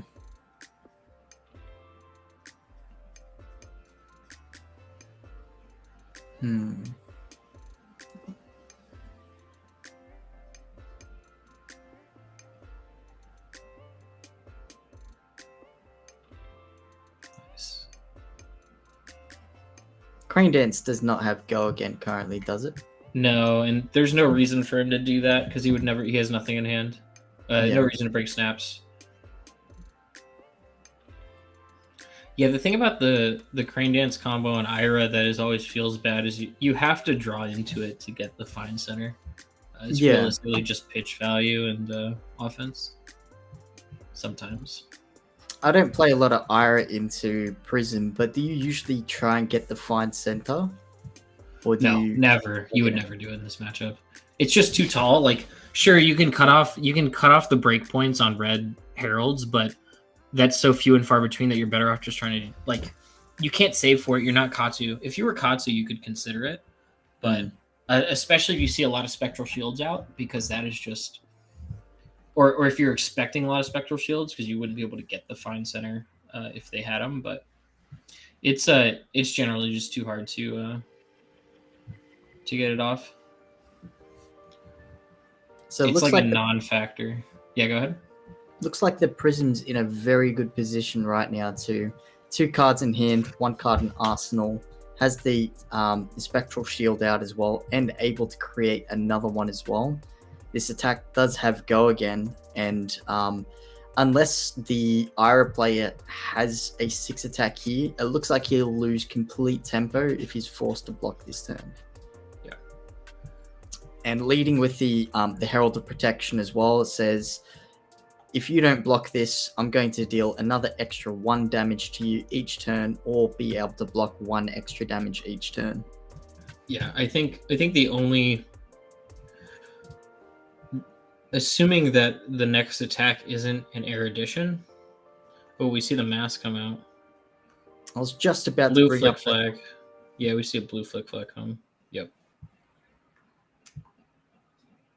Yeah, you'd need a similar turn. If you were Ira, you'd need the similar turn to the one in turn 1, where you had the leg tap and the E-strike.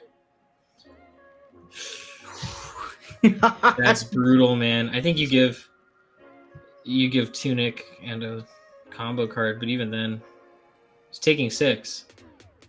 Okay, I mean, it's better than Erudition. He's able to swing the tempo a little bit, but it looks like the Prism player is definitely throwing out straight hams right now. What do you think's an Arsenal? Do you think it's an Erudition that he's just being like a Diamond Hands ape with? Like, that's what I think's happening. I think he's just waiting until he knows Ira can't stop it. I want to say it might be a cheeky what's it called? Palm? No. Cheeky Merciful Retribution. Yeah. Could be. That would be bananas. Yeah, let's take bets. I'm not watching the chat, but let's take bets on what's in Arsenal. Snatch for 4. Definitely Snatch and Ira. Again. I've never been a fan of Snatch and Ira. I'm also not a fan of Scar for Scar. Yeah, no. Exude Confidence though. That's a very good one. Oh yeah, that card is I run 2 of in my Ira deck. But also don't listen to me. I run Art of War and Ancestral Empowerment in my Ira deck. So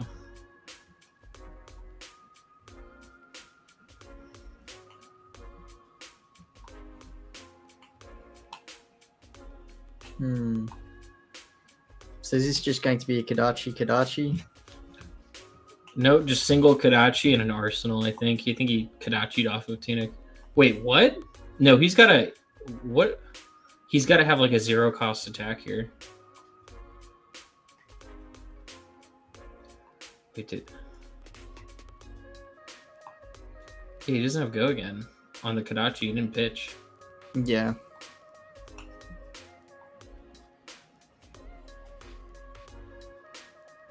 Huh. I think he just wanted to clear those shields. Yeah, hopefully this is a flick flack. That was ideal. Yeah, so we see the red or the yellow War Tune come out. One floating, so Breaking Phantasm is no bueno here. Okay, you're right. I think we do see the red flick.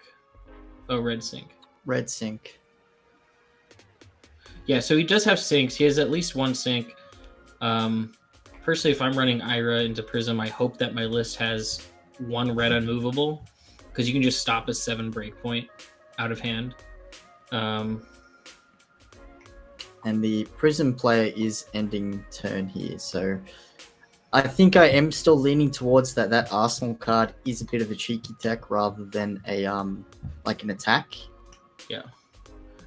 Yeah, I don't know how long he can hold out on that though. I think that could be as like he could be kind of sabotaging his game by holding it this long. Yeah. We've seen one Prismatic come out. He needs to hit the other Prismatic. We've seen two yellow protections, one red protection. So he's only got one more red left. So really not a lot of spectral shield creation outside of Prism's once per turn ability.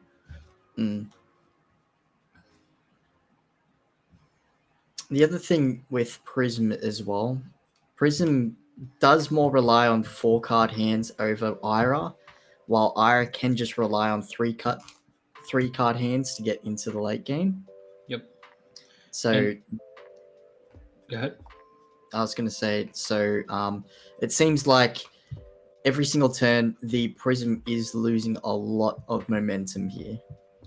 Yeah, I think we saw Ira's been able to turtle up a little bit, and I think something like a torrent. I mean, there's none floating here, but something like an E-Strike and Arsenal for 7, or a torrent of tempo will be fairly brutal.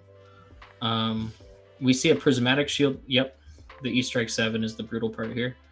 It's just too much damage for Prism to deal with. And we see the Prismatic Shield red pitched down and a Command and Conquer blocked with. So I think Ira's kind of stolen back tempo here. I think we see one damage leak at least here. And the entire Prism hand. Oh, no damage. Okay.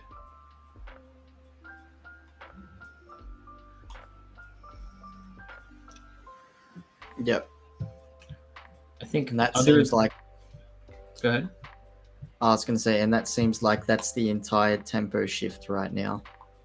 I agree. I think other than an erudition that the Ira is not prepared for, I think Ira's kind of got this one in the bag.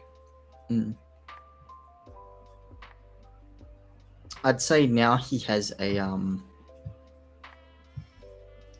Soul Shield in hand, possibly, because you usually don't want to pitch to block with the Phantasmal Footsteps, correct?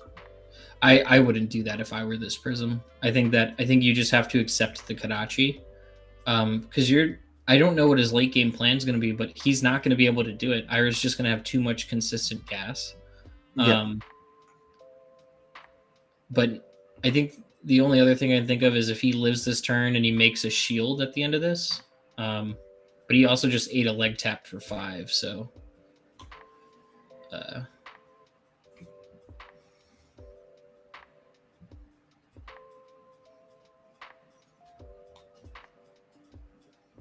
still don't know how I feel about the sequencing here. The Kodachi for 1, and then like an attack, then another Kodachi. I mean, he has no mask. Yeah, true. Did block with it. But I think the first time I agree with you. I think that I wouldn't have done that, especially since we saw a ton of gas come out of Prism. and no cards were in soul at that point. Okay. I think he has to make the shield now. I think Prism has to make the shield here. And just stop the 1. You don't want to be going to 1 against Ira. Ooh. He's gonna He go might to do 1. it during the end of his turn to force damage.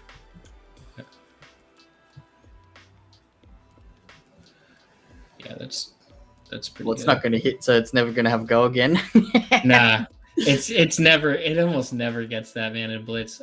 People will give it to you in CC, but yeah, in my experience as Ira, the only time I've ever given Torn to Tempo go again is if I've razored it or if I've had the Ancestral, my 1 of Ancestral, and it hits.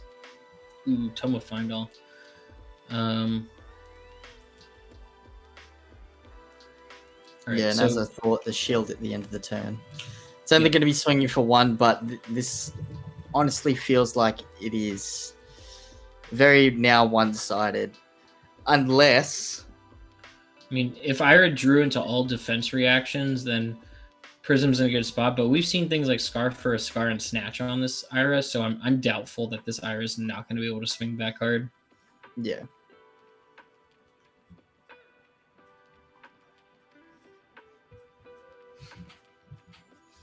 Unless there's an Arclight Sentinel that comes down this turn, I fear for this Ira's life. Yeah, that's delaying the inevitable, though. Yeah, I don't true. think Ira really cares. Ooh. Is that it? Maybe there's a D-React here.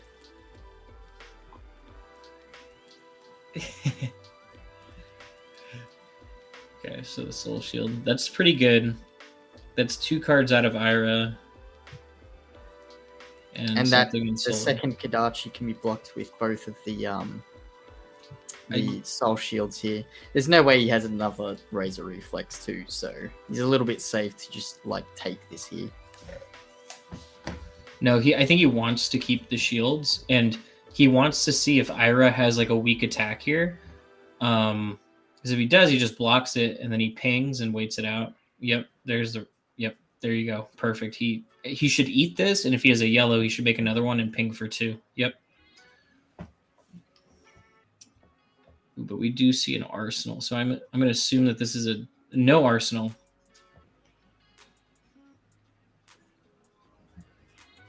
Man, it keeps coming back. Dude, it's like... Kadachis versus Kadachis.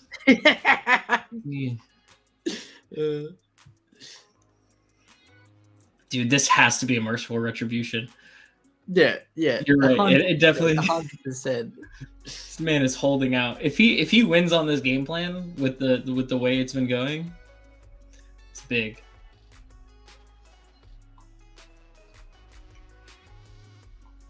Blocking steps. Have we seen both razors, or have we only seen the one razor? I've only seen one razor. He could have bottomed the other with an E-strike, but yeah, only one has shown.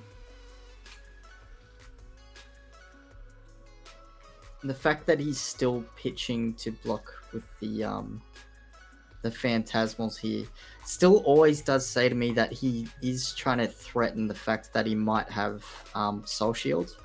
Yeah. We did see one come down, but the second one still isn't down. Okay, so Erudition goes down. Merciful from hand. And then, unless he doesn't have an attack here, this is game. He's got one card in hand. Oh, okay.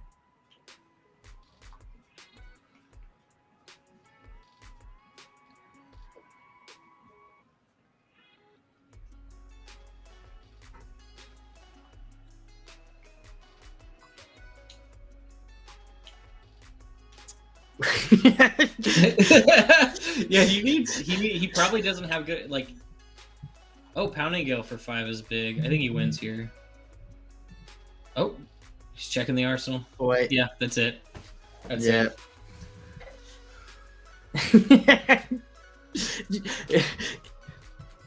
Hold up, give me 1 sec.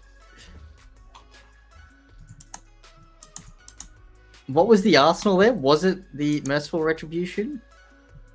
Oh, we would have to rewind. I don't think he flipped it face up. Okay. Oh man. Well, that I'm was gonna, a game. I'm gonna, you know, I'm gonna go and I'm gonna ask him. Derek, what was in your arsenal that whole game?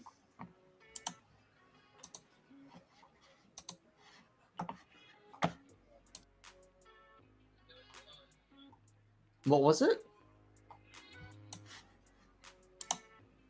It was a celestial cataclysm. Ah, okay. Yeah, no, that was stuck there the entire That's game, rough, man. man. That's no bueno, man. You can't do that to yourself. I think he just assumed he was gonna have gas, and he was saying that he wanted one more in Soul, and to get the Sea Cat out, and the Sea Cat was his win con. But I'm not entirely sure I agree with that. You guys call it Sea Cat. We just call them Sea Strikes. See, that's pretty good, man. I hope that made it on stream. I hope Lou didn't turn this off yet. All right. Well, that's it for round 4, correct? And we'll probably go on to another break, and we'll see you in the next match.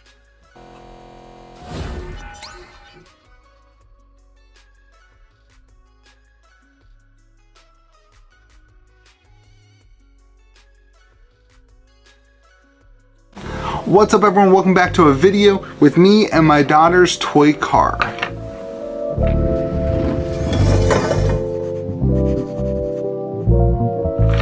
Well, what's going on, everyone? Welcome back to Kitchen Table TCG. I hope you're having yourself a fantastic day. I thought we would sit down today and talk about the 4, I'm going to call these the 4 tenets that are requirements for game developers to be successful. And here's why this matters to you. This might be a little bit of a longer video. I want to talk about why this matters for you. Whether you are a player or a collector or an investor, I think that these 4 things are quintessential to your relationship with any trading card game, whether that be Pokemon, Magic the Gathering, Flesh and Blood, Yu-Gi-Oh, Metazoo, whatever it is very important that you understand how these things work as an ecosystem.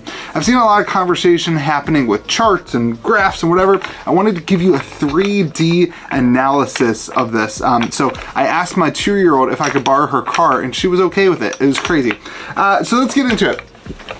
This car represents the game developer, okay? The game developer who, any game developer, so if you're Flesh and Blood, you're talking Legend Story Studios, if you're Magic the Gathering, you're talking WotC, whatever it is, any game developer, any game studio has to have a few things. Now, I just guessed it. I'm sure there's more of these. I'm not a game developer, and honestly, before we get too deep into this video, I just want to say I'm no professional.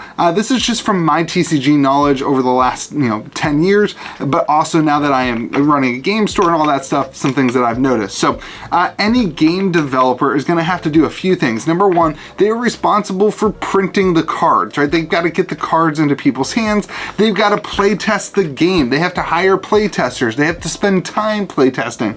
They have to do all the logistics. They got to get cards from different areas to the distribution hubs. They have to make sure that cards get there before the release date. They have to do communications. They have to talk with people all around the globe. This is a global industry we're talking about. They have payroll. They have to do graphic design and hire artists.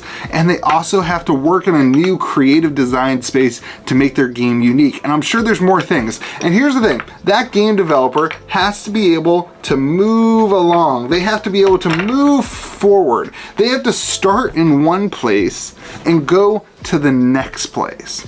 And in order for, my theory here that I'm presenting to you is that in order for a game developer to go from here to there, they have to have all 4 wheels.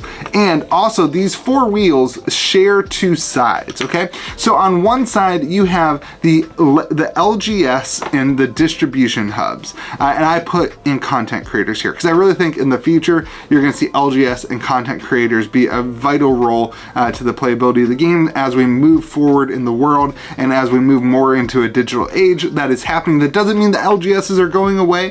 LGSs are required. LGSs are important. I want to play games in person, but I also think content creators, I'm also extremely biased. On the second side of this, you have the age-old dynamic between players and I'm going to say collector investors. Now, I know a lot of collectors don't like to be lumped in with the investor side. I understand that there are differences between collectors and investors, but also understand that their main goals are the same thing and that they interact with the game in a much similar way, and they interact with the game developer in a much similar way. So let's talk about each of these things. I want to hit the one that I think you don't think that you care about as much first. Everyone knows that this dynamic between collectors and investors, players and collectors and investors is really important. We'll talk about that in a minute. But I want to talk first about this relationship between the LGS and the distribution hub. I think that this conversation is a balance, right? Again, you've got the balance going on. This needs to be perfectly balanced. If you removed one of these wheels, it would, I think, tip over. And that's the point of this. So what is the balance between an LGS, your local game store where you play the game, and of course the distribution hub? So in the United States, there's like 5, 6, 7 main distributors, and then there's a bunch of kind of like auxiliary distributors. And the main conversation that I think I want to have here is the idea of risk versus reward. So a distribution hub, they care about a few things. They care about timelines, they care about storage space, they care of having like a wide range of offerings. They want to get as much product in and out the door as possible. I don't know if you know this, but when you order from a distributor, they prioritize pallets. So if you're able to order a pallet, this is why people like Rudy from Alpha Investments is able to buy things like a pallet, because it's much easier for a distributor. If they're able to receive a pallet and then send out a pallet, they don't have to spend all the time breaking it down. I worked in a lumber yard for 4 years, something like that, and one of the biggest things we practiced was not touching the lumber more than once. Like, you wanted to pick it up and bring it to where it needed to go, not bring it over here and bring it over there.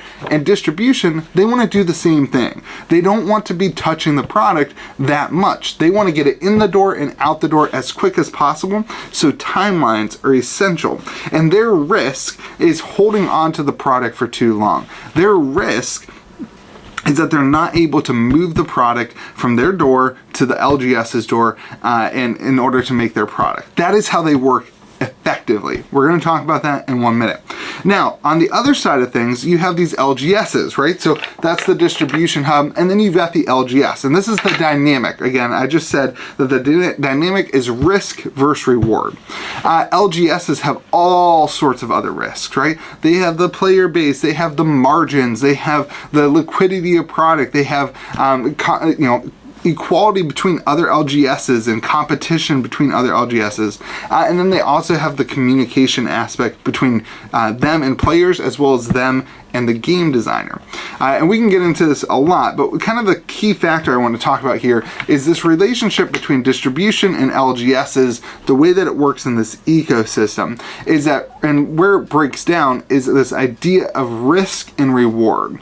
You see, when distribution doesn't take equal risk as an LGS, in other words, when they require you to buy a product in order to get another product, right? So if you're an LGS and you're like, hey, I want this first edition product, and they're like, okay, we'll sell you this first edition product, but in order to sell it to you, you have to commit to buying this unlimited product. Then what they are doing is the distribution hub is reducing their risk. They are reducing their risk. And the relationship between the distribution and the game designer is that they have to take some of this risk and the LGS has to take some of this risk. But when that happens, the distribution is removing all their risk and they're giving all the risk onto the LGS. And that's why it's very, very important that the game developers have conversations with the distribution to make sure that doesn't happen. And then in addition, what's happening is distribution is also raising prices. Something like Crucible of War Unlimited going out of print, and then a distributor raising the price by $5 a box. Now they have decreased their risk and they are increasing their reward. Meanwhile, increasing the risk of an LGS and decreasing the reward. You see how that works? This is where this gets into the idea of distribution playing their game, which is, doing what they're supposed to do instead of playing a game, which is to receive a product and then to ship it out as quick as possible to the LGS. That is the ideal. That is what distribution should be doing. They should be distributing the product. Meanwhile, the LGS should be receiving the product and giving it and selling it to stores. But what is starting to happen, and what started to happen in 2020, when we had all these crazy things and the logistical nightmares and whatever, and we saw the skyrocketing prices, the distributors decided to say, hey, we're going to take on some increased risk. We're going to touch the product a little bit more. We're going to hold on to it a little bit more. We're going to move it from here to there and just see what happens so we don't miss out on the reward that the LGS is getting. And so they started holding some product back. Now, when you break down that line, that's like essentially removing an entire wheel. I didn't practice this. That's like essentially removing an entire wheel from the system, and the wrong wheel came off. But you get what I'm saying. It's like removing an entire wheel from the system. And now here you're going, and it just kind of falls. It just kind of tanks. It's just trying to chug along, and it gets tipped over, okay? Because you've removed a wheel. The wheel's not doing what it's supposed to. So that's the relationship between LGSs and distribution, and that relationship has to be healthy. They both need each other. Distribution doesn't have the consumer, unless you're one of these shady distributors that's selling online, whatever. Distribution doesn't have the consumer in order to accept the product, and they don't have the consumer in order to experience the product. And in another way, the LGS needs to be able to provide the game developer with what they do best, which is a place to play the game.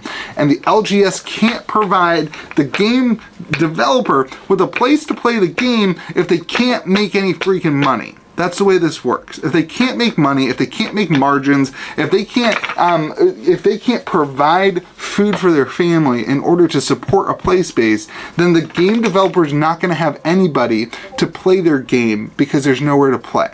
And that's, again, I think content creators will fit in there in the future as I think the world moves online.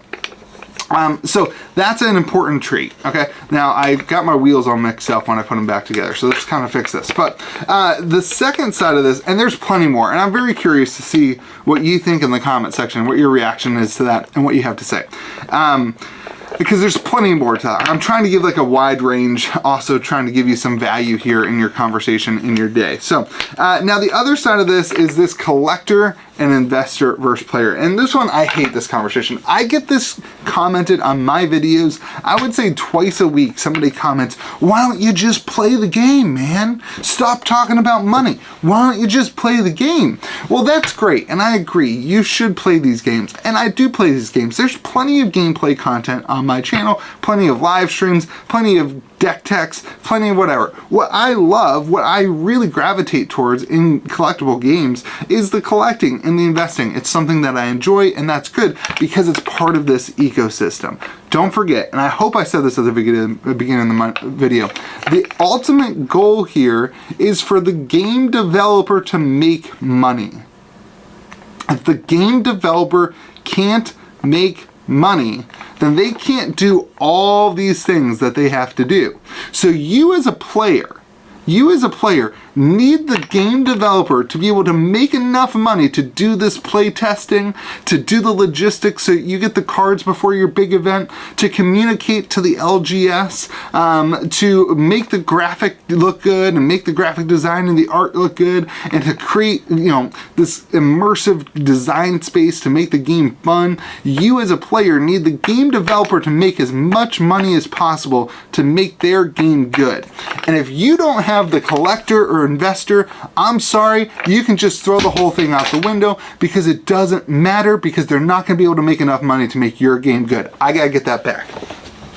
So it's very important that you understand the dynamic between you as a player and the collector and investor. You know what I don't hear anybody complaining? I don't hear anybody commenting on my videos that are about playing. Why don't you just collect and invest in the game, man? Why don't you just invest? You know why that is? Because the collector and the investor understands that they need the player.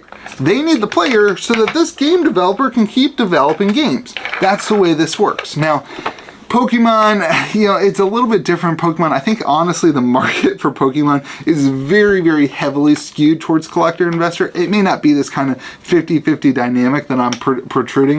And I think some games can be successful with that. And I think Pokemon has done a great job of branding themselves into this mega IP that relies more on a collector and investor and a gotta catch 'em all on the TV shows and all that stuff than it does on the player. Now, I know people play Pokemon. I don't actually know anybody who plays Pokemon, like, actually. I know people who, like, play it at the kitchen table. That's great. But I think this is kind of what some different games will go towards. I think Metazoo is starting out with this collector investor, or they've been put into a place where they have to start out. And have a look at the other matches. Okay. All right. Yeah. We've got a Cassai versus Dorinthia on table 2. Do you see, dude? Louis is like building cars on his on like. Do you see this? What is that? So we are back in at round 5. We've got Dorinthia versus the Ira. Was this the Ira that we saw last match, or is this the Ira we saw the match It before? was, and this is also the Dorinthia we saw in round 1. Tyler, they're both 4-0. I think. Yeah, I think there's 4 4-0s at this point. And same setup here, except on the Ira and on the Dorinthia, it's completely different because it's a much different matchup than Kano. We've got the Arcanite Skullcap, the Courage of Bladehold in the arm slot, the Braveforge Bracers, and the Refraction Bolters. So, going straight off the bat here. Did you catch who's on the play? Ira. What was that, sorry? Did you catch who's on the play? I think it was the Iras going first. Okay, thanks. So I'm still not sure who's mainly favored here. I think on average it's 50-50. It's very much a knowledge-based matchup. However, at least in my Ira list, since I've made the list, I've won 20 out of 20 Dorinthia games. And that's just because I run a red unmovable, I run a red sync, I run Art of War to cycle. Like, I'm super defensive. But I think this list is going to have a lot of trouble. We did see 9 Flick Flacks, or actually I'm not entirely sure. I think so far I can only tell that we've seen 6 Flick Flacks. We only saw reds and we saw blues, and we saw sync blows. So other than that, feels like unless this Dorinthia player does try and play around a lot of the defense reactions, it feels like the Dorinthia player is on the back foot. So we've got a Kodachi coming out first. Usually most players don't block the first Kodachi. This will turn on the Skullcap too, if he does want to block with his Skullcap first turn, but he still does have all of his cards from hand to block with as well.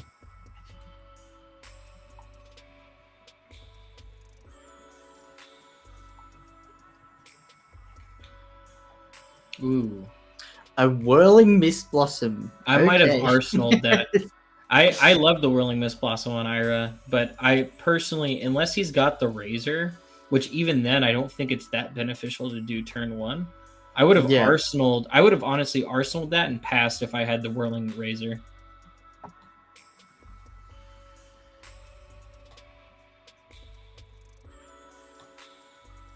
Whirling Mist Blossom just acting like the Herald of Erudition for Ninja or for Ira. Dude, what was I saying? I run Ancestral in Ira just for that reason. Maybe. Okay, oh, the sync defense reaction. The sync. That's big. Yeah, Okay. No Arsenal. Good. I don't know how I feel about that. I feel like just going in with the Scarf of 4 would have been correct, because at least he would have had the CNC in his arsenal, and he did telegraph that he did use a defense reaction beforehand. So no matter what, like he wouldn't have been playing into a defense reaction.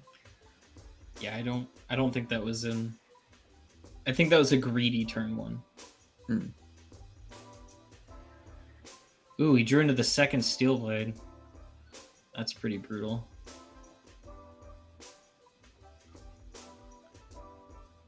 So it's still Blade Supremacy first turn.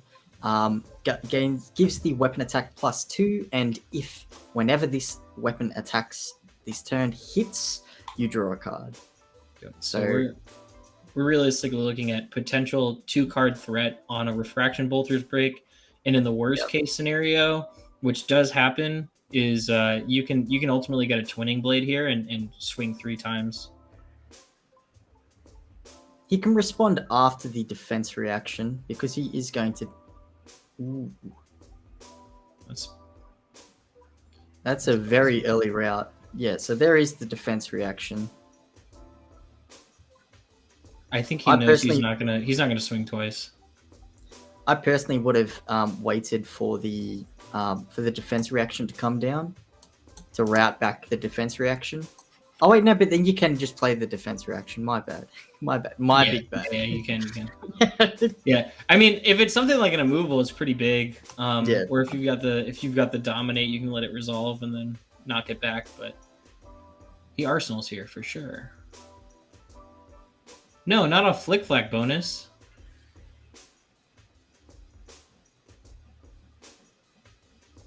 I think that's a misplay on Dorinthia's part. There's no cards in hand. This can be perfectly blocked with 1 combo card. It's forcing a bit more of a tempo play because the Ira player has 3 cards in hand still, correct? So now he's forced to block, and if he wasn't, then he would have been able to go like Kadachi swing with an attack and then arsenal a card. This way he's left with 1 card in hand, which now is just the snatch. Which can just be easily blocked now. So now the Dorinthia has got the foot ahead of the Ira player now. So I want to imagine an alternative scenario where, and so we're seeing a snatch for 4 from the Ira, and we could see armor block or one and one out of hand. But I think in the alternative universe where the Ira did have a combo card to block with, Dorinthia used a lot of resources for a lot of nothing. Especially with how much damage Ira can present back with 2 cards in hand, which would have been the case, and still having a block on breaking scales for future swings. I think if there was a combo card, that would have been a huge net loss of resources for the Dorinthia. But I do see where you're coming from in that it does force a tempo swing. It does buy Dorinthia time to go find those glints, those Warriors Valors, things like that. Yeah. And at the end of the day, the Dorinthia still has all of its equipment to block with as well. Well, here comes the equipment now. Yep, there it is. Which means that we're expecting a very big turn from Dorinthia this turn. I think I saw a Warrior's Valor in red in hand, which will probably come down. Ooh, nourishing. Okay. This is the whatever's in hand card of the day. It sure is, man. And I think whatever's in Arsenal is better than Warrior's Valor. In their opinion, it's not a Steel Blade Supremacy. Do you think maybe what do you think? Maybe a Determination? Do you think Spoils of War is better than Warrior's Valor? I don't think so, because you don't get those CNCs in Dorinthia on Blitz typically. I'm not entirely sure.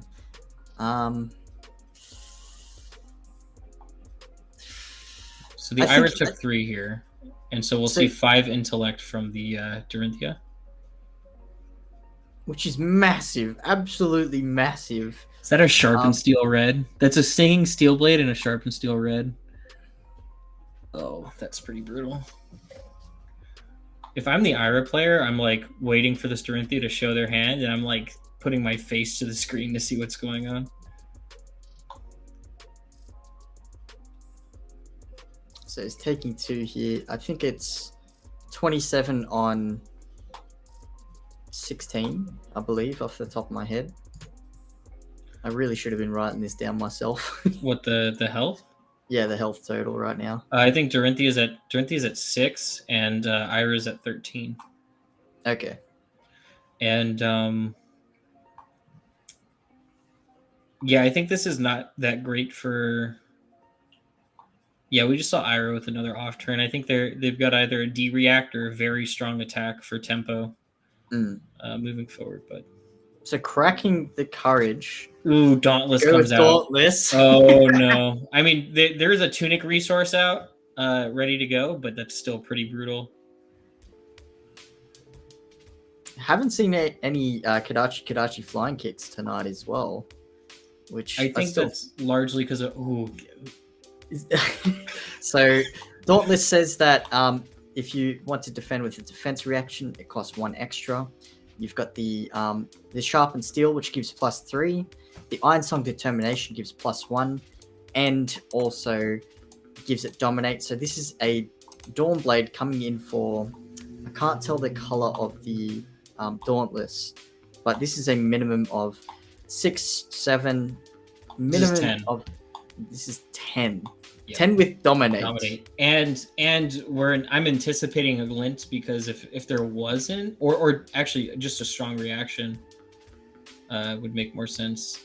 If there's an overpower here, I think Ira gets close to death. Ooh, no! Into Searching the glint. out the glint With the reprise. This is brutal. Oh my goodness. He just puts it right on there. He doesn't even banish it.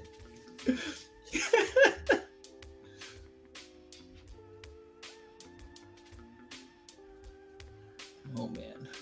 Yeah, like I said, this was going to be a very knowledge-based matchup, and partially having to do with what's in the deck. And I think from what I can hear of what's going on at the table, I think I was a little bit surprised by what's happening, and also the deck just isn't really ready for Dorinthia to go tall like this.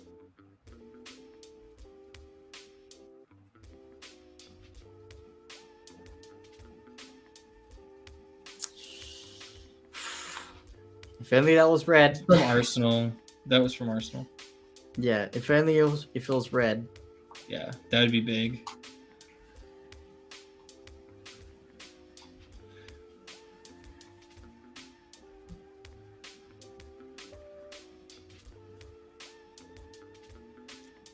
I think you should. You hold it. Yeah. Yeah, you don't want to. You don't blocking want to 7, give that and then a information to your sigil. opponent. I think that's a. That is an emotional move. Like I think when it comes to Flesh and Blood, like a lot of plays can be drawn up to emotions, and that was like a hey, I feel a lot better that I only took 1 damage net on that transaction, but yeah, I think the play there is to hold the sigil and to hide information from your opponent. Another thing he could have done here too, because he did block with a card from hand and a card from Arsenal, he could have easily just used the sigil for the heal instead, not giving them the reprise of this the Singing Stillblade and the glint being able to draw here as well. So he gave him a lot of momentum just by blocking with a card from hand rather than just using the sigil.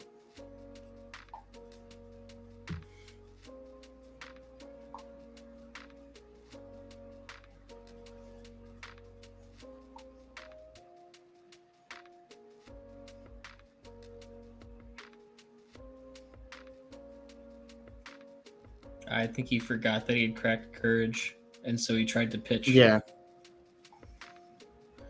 Can you? Okay, so we've already seen a shunt, so we're definitely not getting another swing off a go again and like a twinning blade or something. But it's a bit odd that he didn't put that down last turn because yeah, it would have given him +1. It would have pumped it. Yeah, that's a little strange. Maybe that was a misplay or like a. I think he's just trying to play a bit more mind games. Yeah, I think that's what I was gonna get at. I agree with you. This looks like a Kadachi for 1, Kadachi for 2, and just pass for turn. Potentially.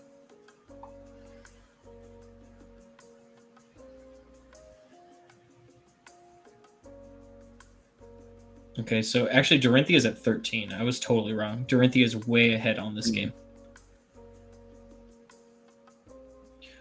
Dorinthia takes 5 here and is at 8. Oh, we see a determination bleeding from the hand right there. I think this could do it. With no card in arsenal for And the I think Ira. I saw the glint there as well. Yeah. Yeah, and I think... I'm not sure what the Ira's health is at, but I think the Ira has to block this.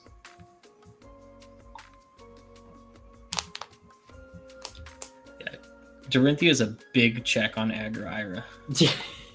Like... No old hymns tonight that I've seen as well.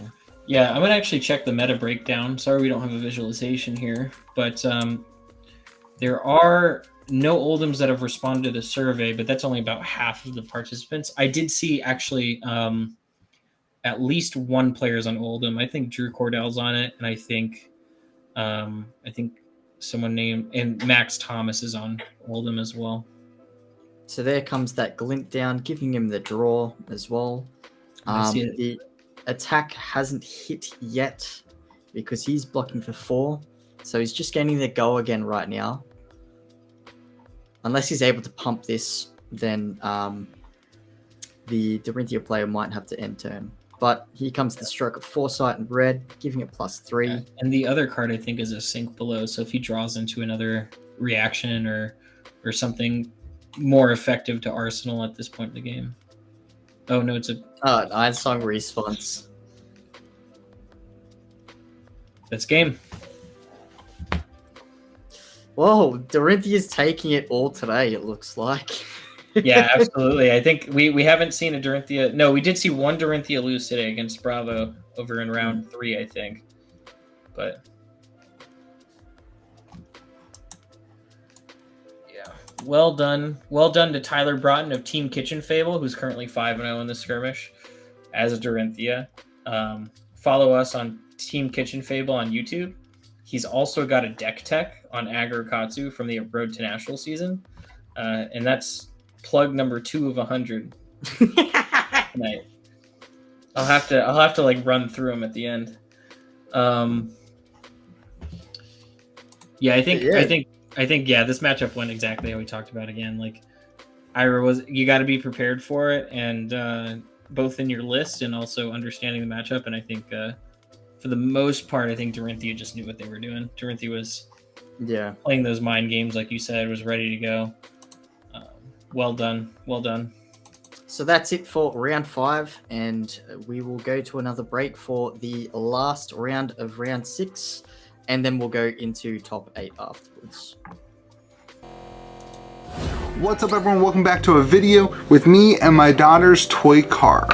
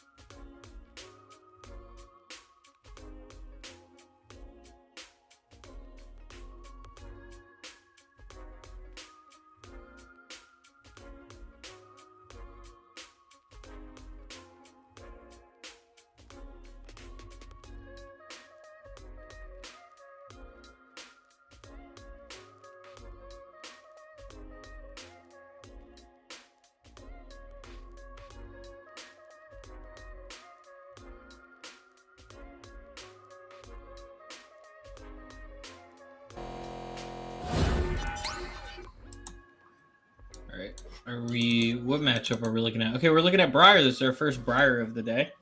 Second, we had a Briar second, first round, I think. Oh, we did. No, yeah, we did. Michael was on Briar. That's true. It's been a long day. Yeah, so we've got Tyler Broughton again, and Pat Smash Good on the Briar.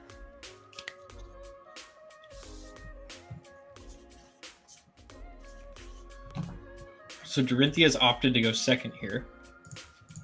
Trying to get welcome back. Oh, we weren't live before that? How do you know? Is Louis like feeding you information that I don't have?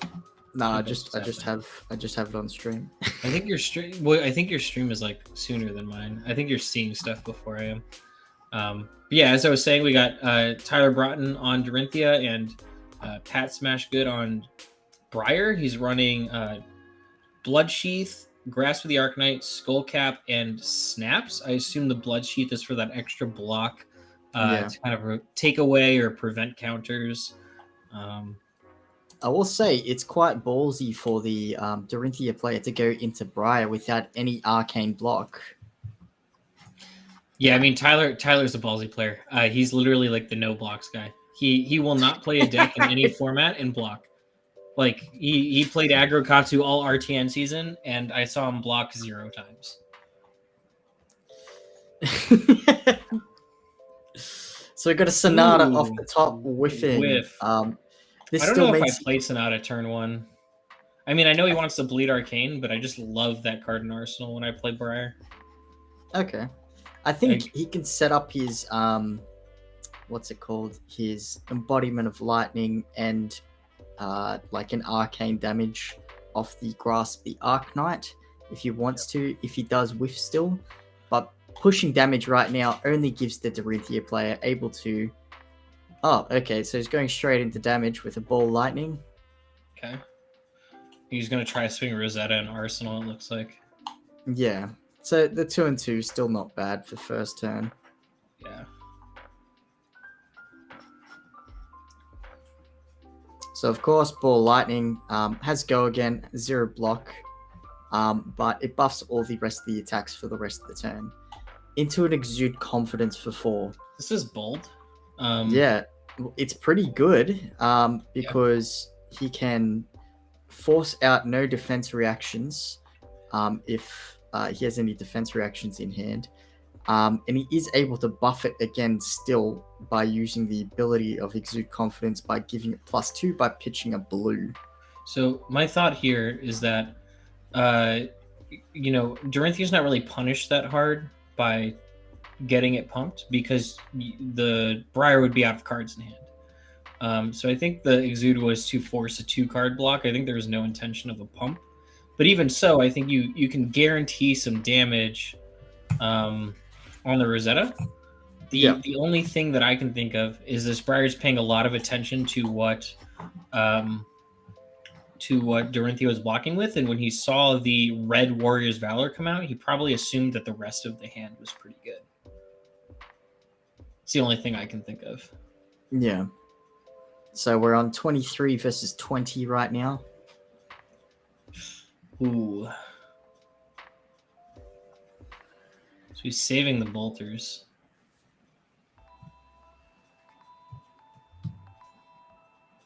I think saving the bolters is correct. It still does block for 1.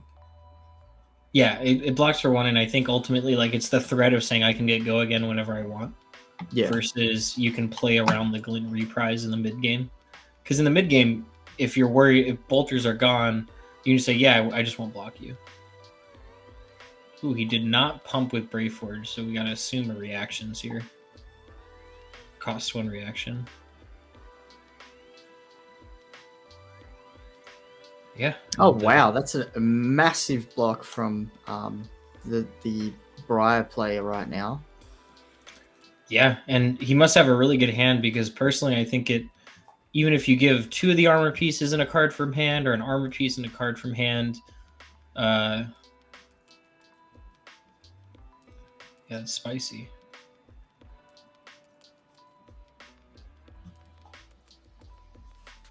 I have 5-card Briar. Let's see it. There it is, the good old meta pusher.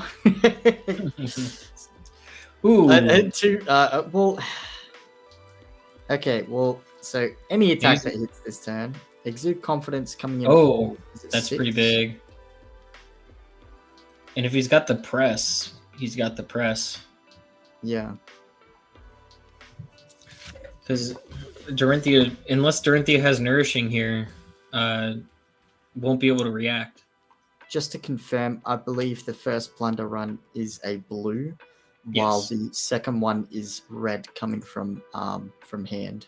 Yes, so Exude's coming for 5, but Dorinthia does not play attack actions. So in order to counter Exude's passive ability of preventing defense reactions or instants, the Dorinthia would need to have that 1 of Nourishing Emptiness that we've already seen this tournament. Yeah.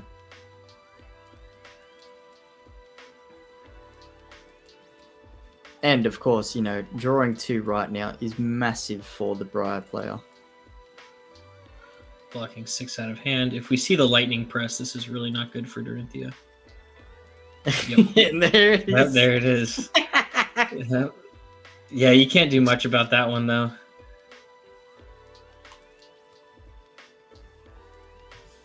So that came over by 2. So we're on 21 versus 17 right now, I believe. Yes, that sounds right.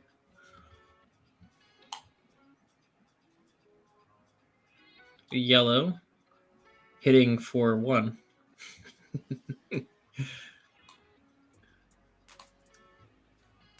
And we see 2 in hand. Not bad. Making effective use of it. Preventing that embodiment token. For 2 and 2, so that 2 arcanes coming through no matter what. And just deciding on the block. And as you were saying before, I believe he just takes this damage right now too. I agree. Especially if he's got something like a Supremacy or... Oh, he blocked with a Supremacy, so I'm curious to see what he plays. 17 on 17. Okay. Thanks, Tyler. Thank you.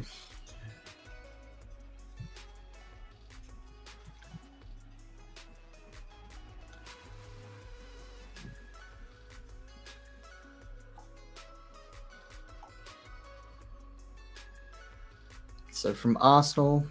There it is. And he's got a lot of the armor down, so... So this was calculated perfectly. They're on equal life. The Briar player has only 1 block on each piece, but the Arknight Skullcap isn't able to block with a card. A block this turn. Force of Nature? No, Pulse. Does Pulse block for 3? Yeah, it does. Yeah, he blocked 6. Yeah. I mean... Yeah, so the Dorinthia player was saying they weren't expecting. Yeah, I mean, absolutely. You're getting the armor block for later. You took 1 card out of hand, and like, frankly, get that Pulse of Isenloft out of your deck, please. Like, I don't like to see that come out, especially when we're seeing like a Plunder run out of Arsenal or a Snatch play. I'm always scared of seeing Pulse as well, because like with Pulse, you can what am I trying to say? It says, I could be playing like the Force of Nature package in my deck, and it's very threatening. Even though it's just a card on its own, it does say I might be playing not just your standard typical list. But look at this. Like, he's playing Gorganian Tome, so he could have played the Pulse of Isenloft, picked whatever he wanted out of his graveyard. Like I don't think he had much that he could play, like just the Ball Lightning maybe.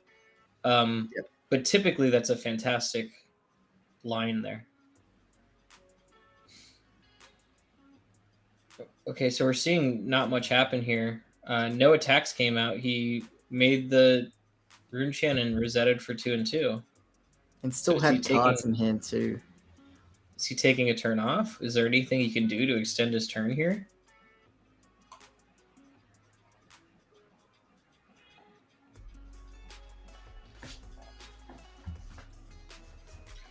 I mean, all he can do here is Razor the sword if he has Razor. Or he just really likes his hand, but didn't like the fact that I think he was really banking on getting a ball lightning up for an attack. Yeah. Yeah. That's really good for Dorinthia. But the fact that Briar now took one really big off turn during, I would say, the peak turns now as well, means that either he has to pop off next turn, or he kind of just takes a back seat to all these extra reprise effects of Dorinthia, because he will have to start blocking.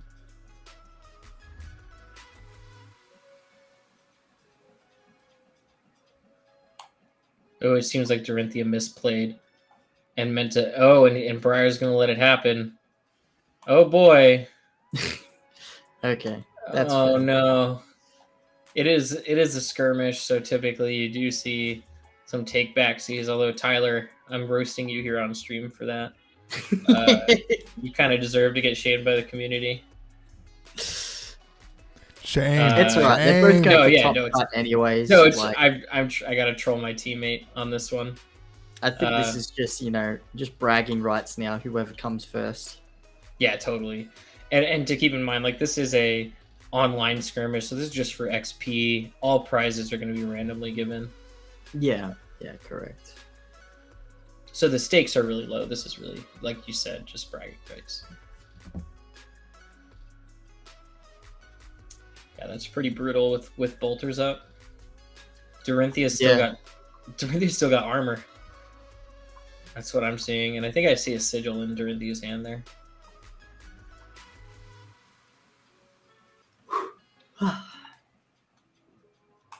Draws. So taking 5 here, going down to 11.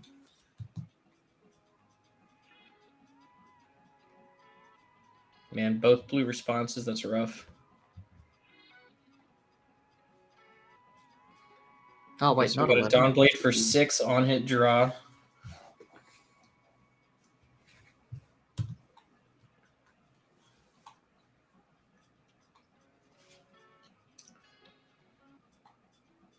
So yeah, hitting would be favorable because Dorinthia has a sigil in hand. So if he's got a reaction, then he just gets to set up for next turn here as well if it hits. Yeah. Very high likelihood as well because Briar does have 0 embodiment of Earth. He's throwing up his hands. Yeah, this is rough. Definitely rough for the Briar here. You kind of can give it to him as well. Yeah, he shouldn't have blocked with the head. Anyways, go ahead. Sorry. Yeah, no, that's right. He can just give it to him here as well, because he's guaranteed to have an attack reaction. The Briar can just push a bunch of damage next turn. They're not in the late game. They're still during the mid game. The Out for Blood, of course, here is very good. Being able to just hedge over the top, and he's just trying to play to his odds. Yes, I totally get that. I think that what I'm really trying to highlight is even though the Briar is doing what they can, it's still not a very good situation. Like Dorinthia does feel favored here, and I think the Dorinthia leaked 11 damage that turn, so Briar should be at around 6, and Dorinthia is sitting there with 5 armor block presently and if Skullcap turns on, you've got 6, depending on how the combat chain and sequencing goes. So we see the yellow plunder come from Arsenal. Ooh. These plunders, man. Yeah. He's been getting them pretty quick. I think he has a red in hand. He bled his hand a little bit. Okay, I think so. He's going to set that up, and I think he pitches for Rosetta. Personally, I feel like that is a misplay, because I know the arcane does come through, but the reason why I think it's a misplay is because you're kind of saying, "Hey, look, I don't have an attack reaction, so they can just choose to block this, rather than block it evenly, rather than having to overblock it."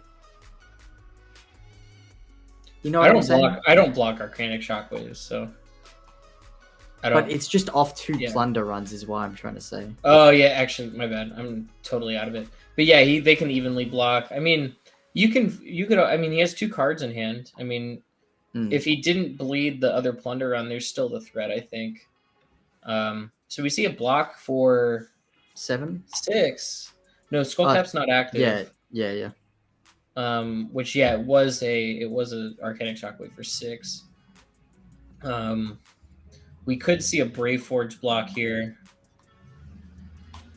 But even then, yeah, because Briar would be threatening the Snapdragons. Lucky for 5 here. Yeah, I think Arsenal Plunder Run pass.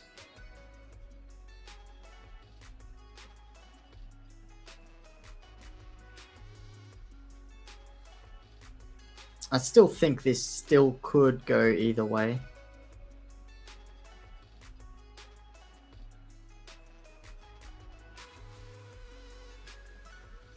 I'd say that's pretty favorable. Briar's got to give up cards if they don't want to die. At the same time, the only really big keel here you can really think about is the fact that could be an Ironsong response in the arsenal, because he wouldn't want to block with his Courage of Blade hold here. Not use the Courage of Blade hold on the next attack. Ideally, you'd want to use it for 2 attacks rather than just 1. I think in this matchup, I don't think Dorinthia is concerned about the courage. I think they can just go over Briar when the time's right. Okay. Because they will get to a point where it's just just like this, where Briar just has to give the whole hand to stop momentum and then see where it goes. I think we're likely to see either a pass or a Rune Chant and a Rosetta here.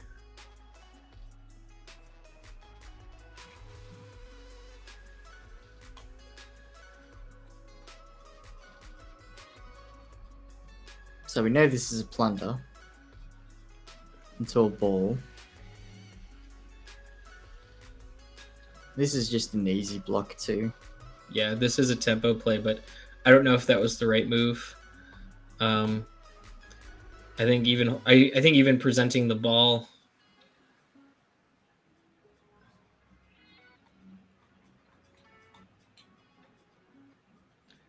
Yeah. Gotta say, these yellow sync belows are pretty spicy. Yeah.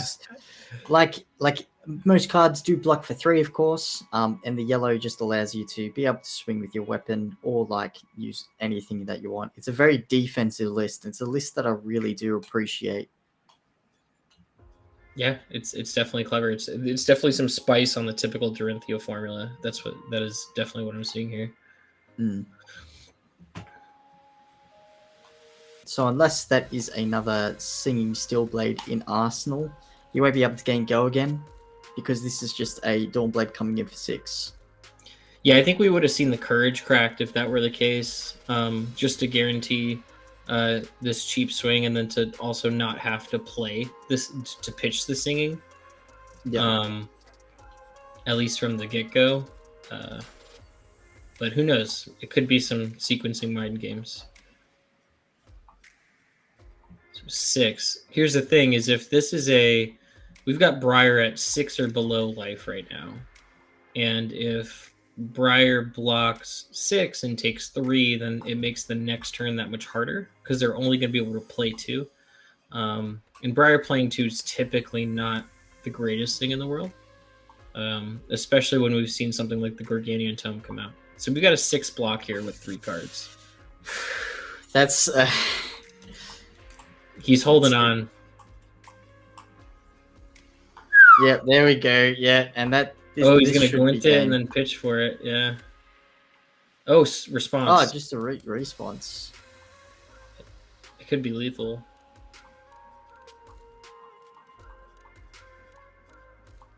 Okay, so we got Dorinthia at 18 here and Briar at 1.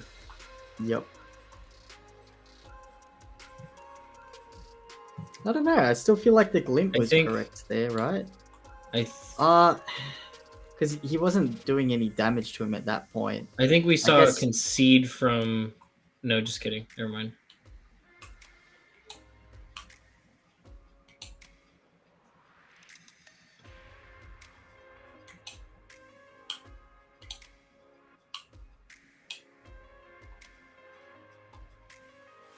Some contention about the health totals.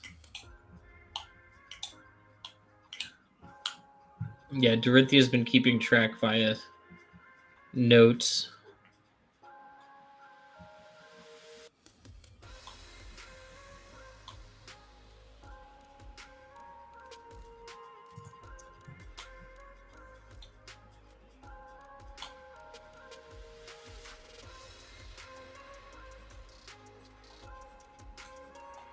Let's see if it's close to what I've got here. 17. 12 to 4.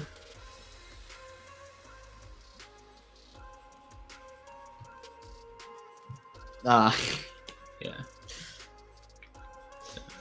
All right. Well, that ends it up for the 6th round.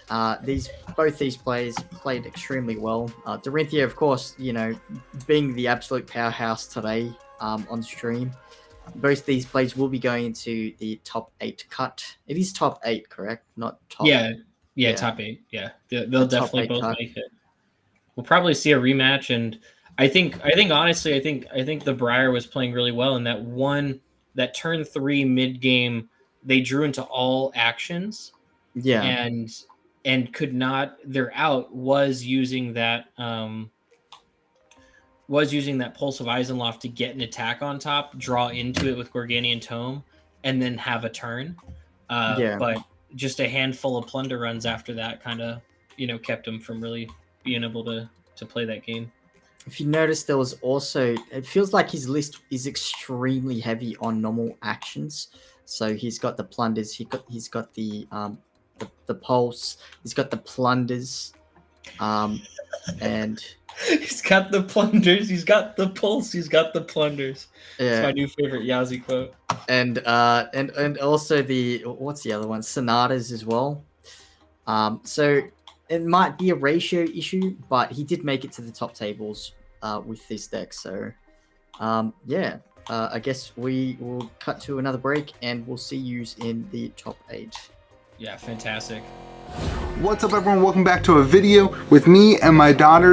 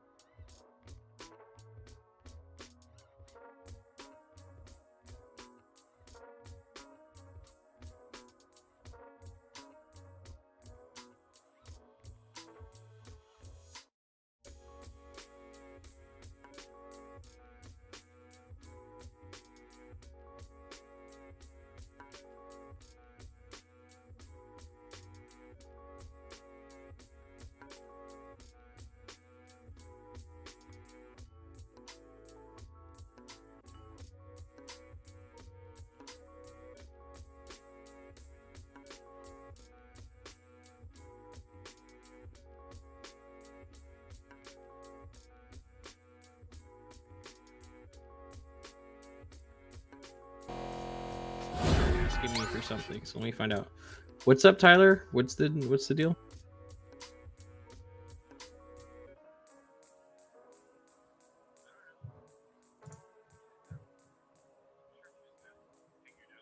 It's not streaming yet.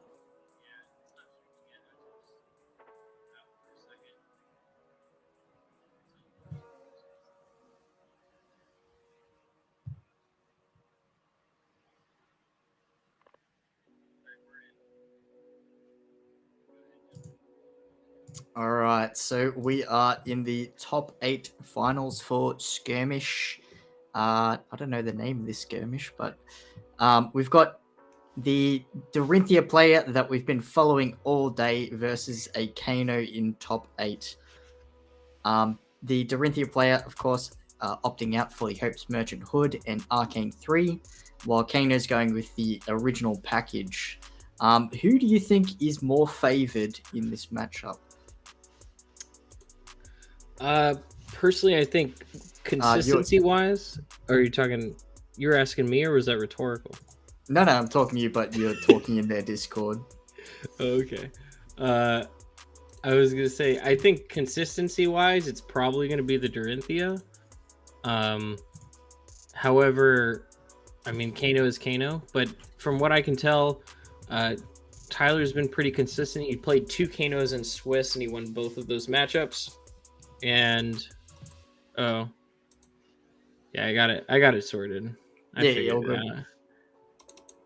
I thought you said you were talking in the Discord. So we have the Dorinthia going first, swinging with Dawnblade, which is an extremely powerful turn for first turn. Like I know it. I know it sounds dumb, but rather than setting up with a what's it called?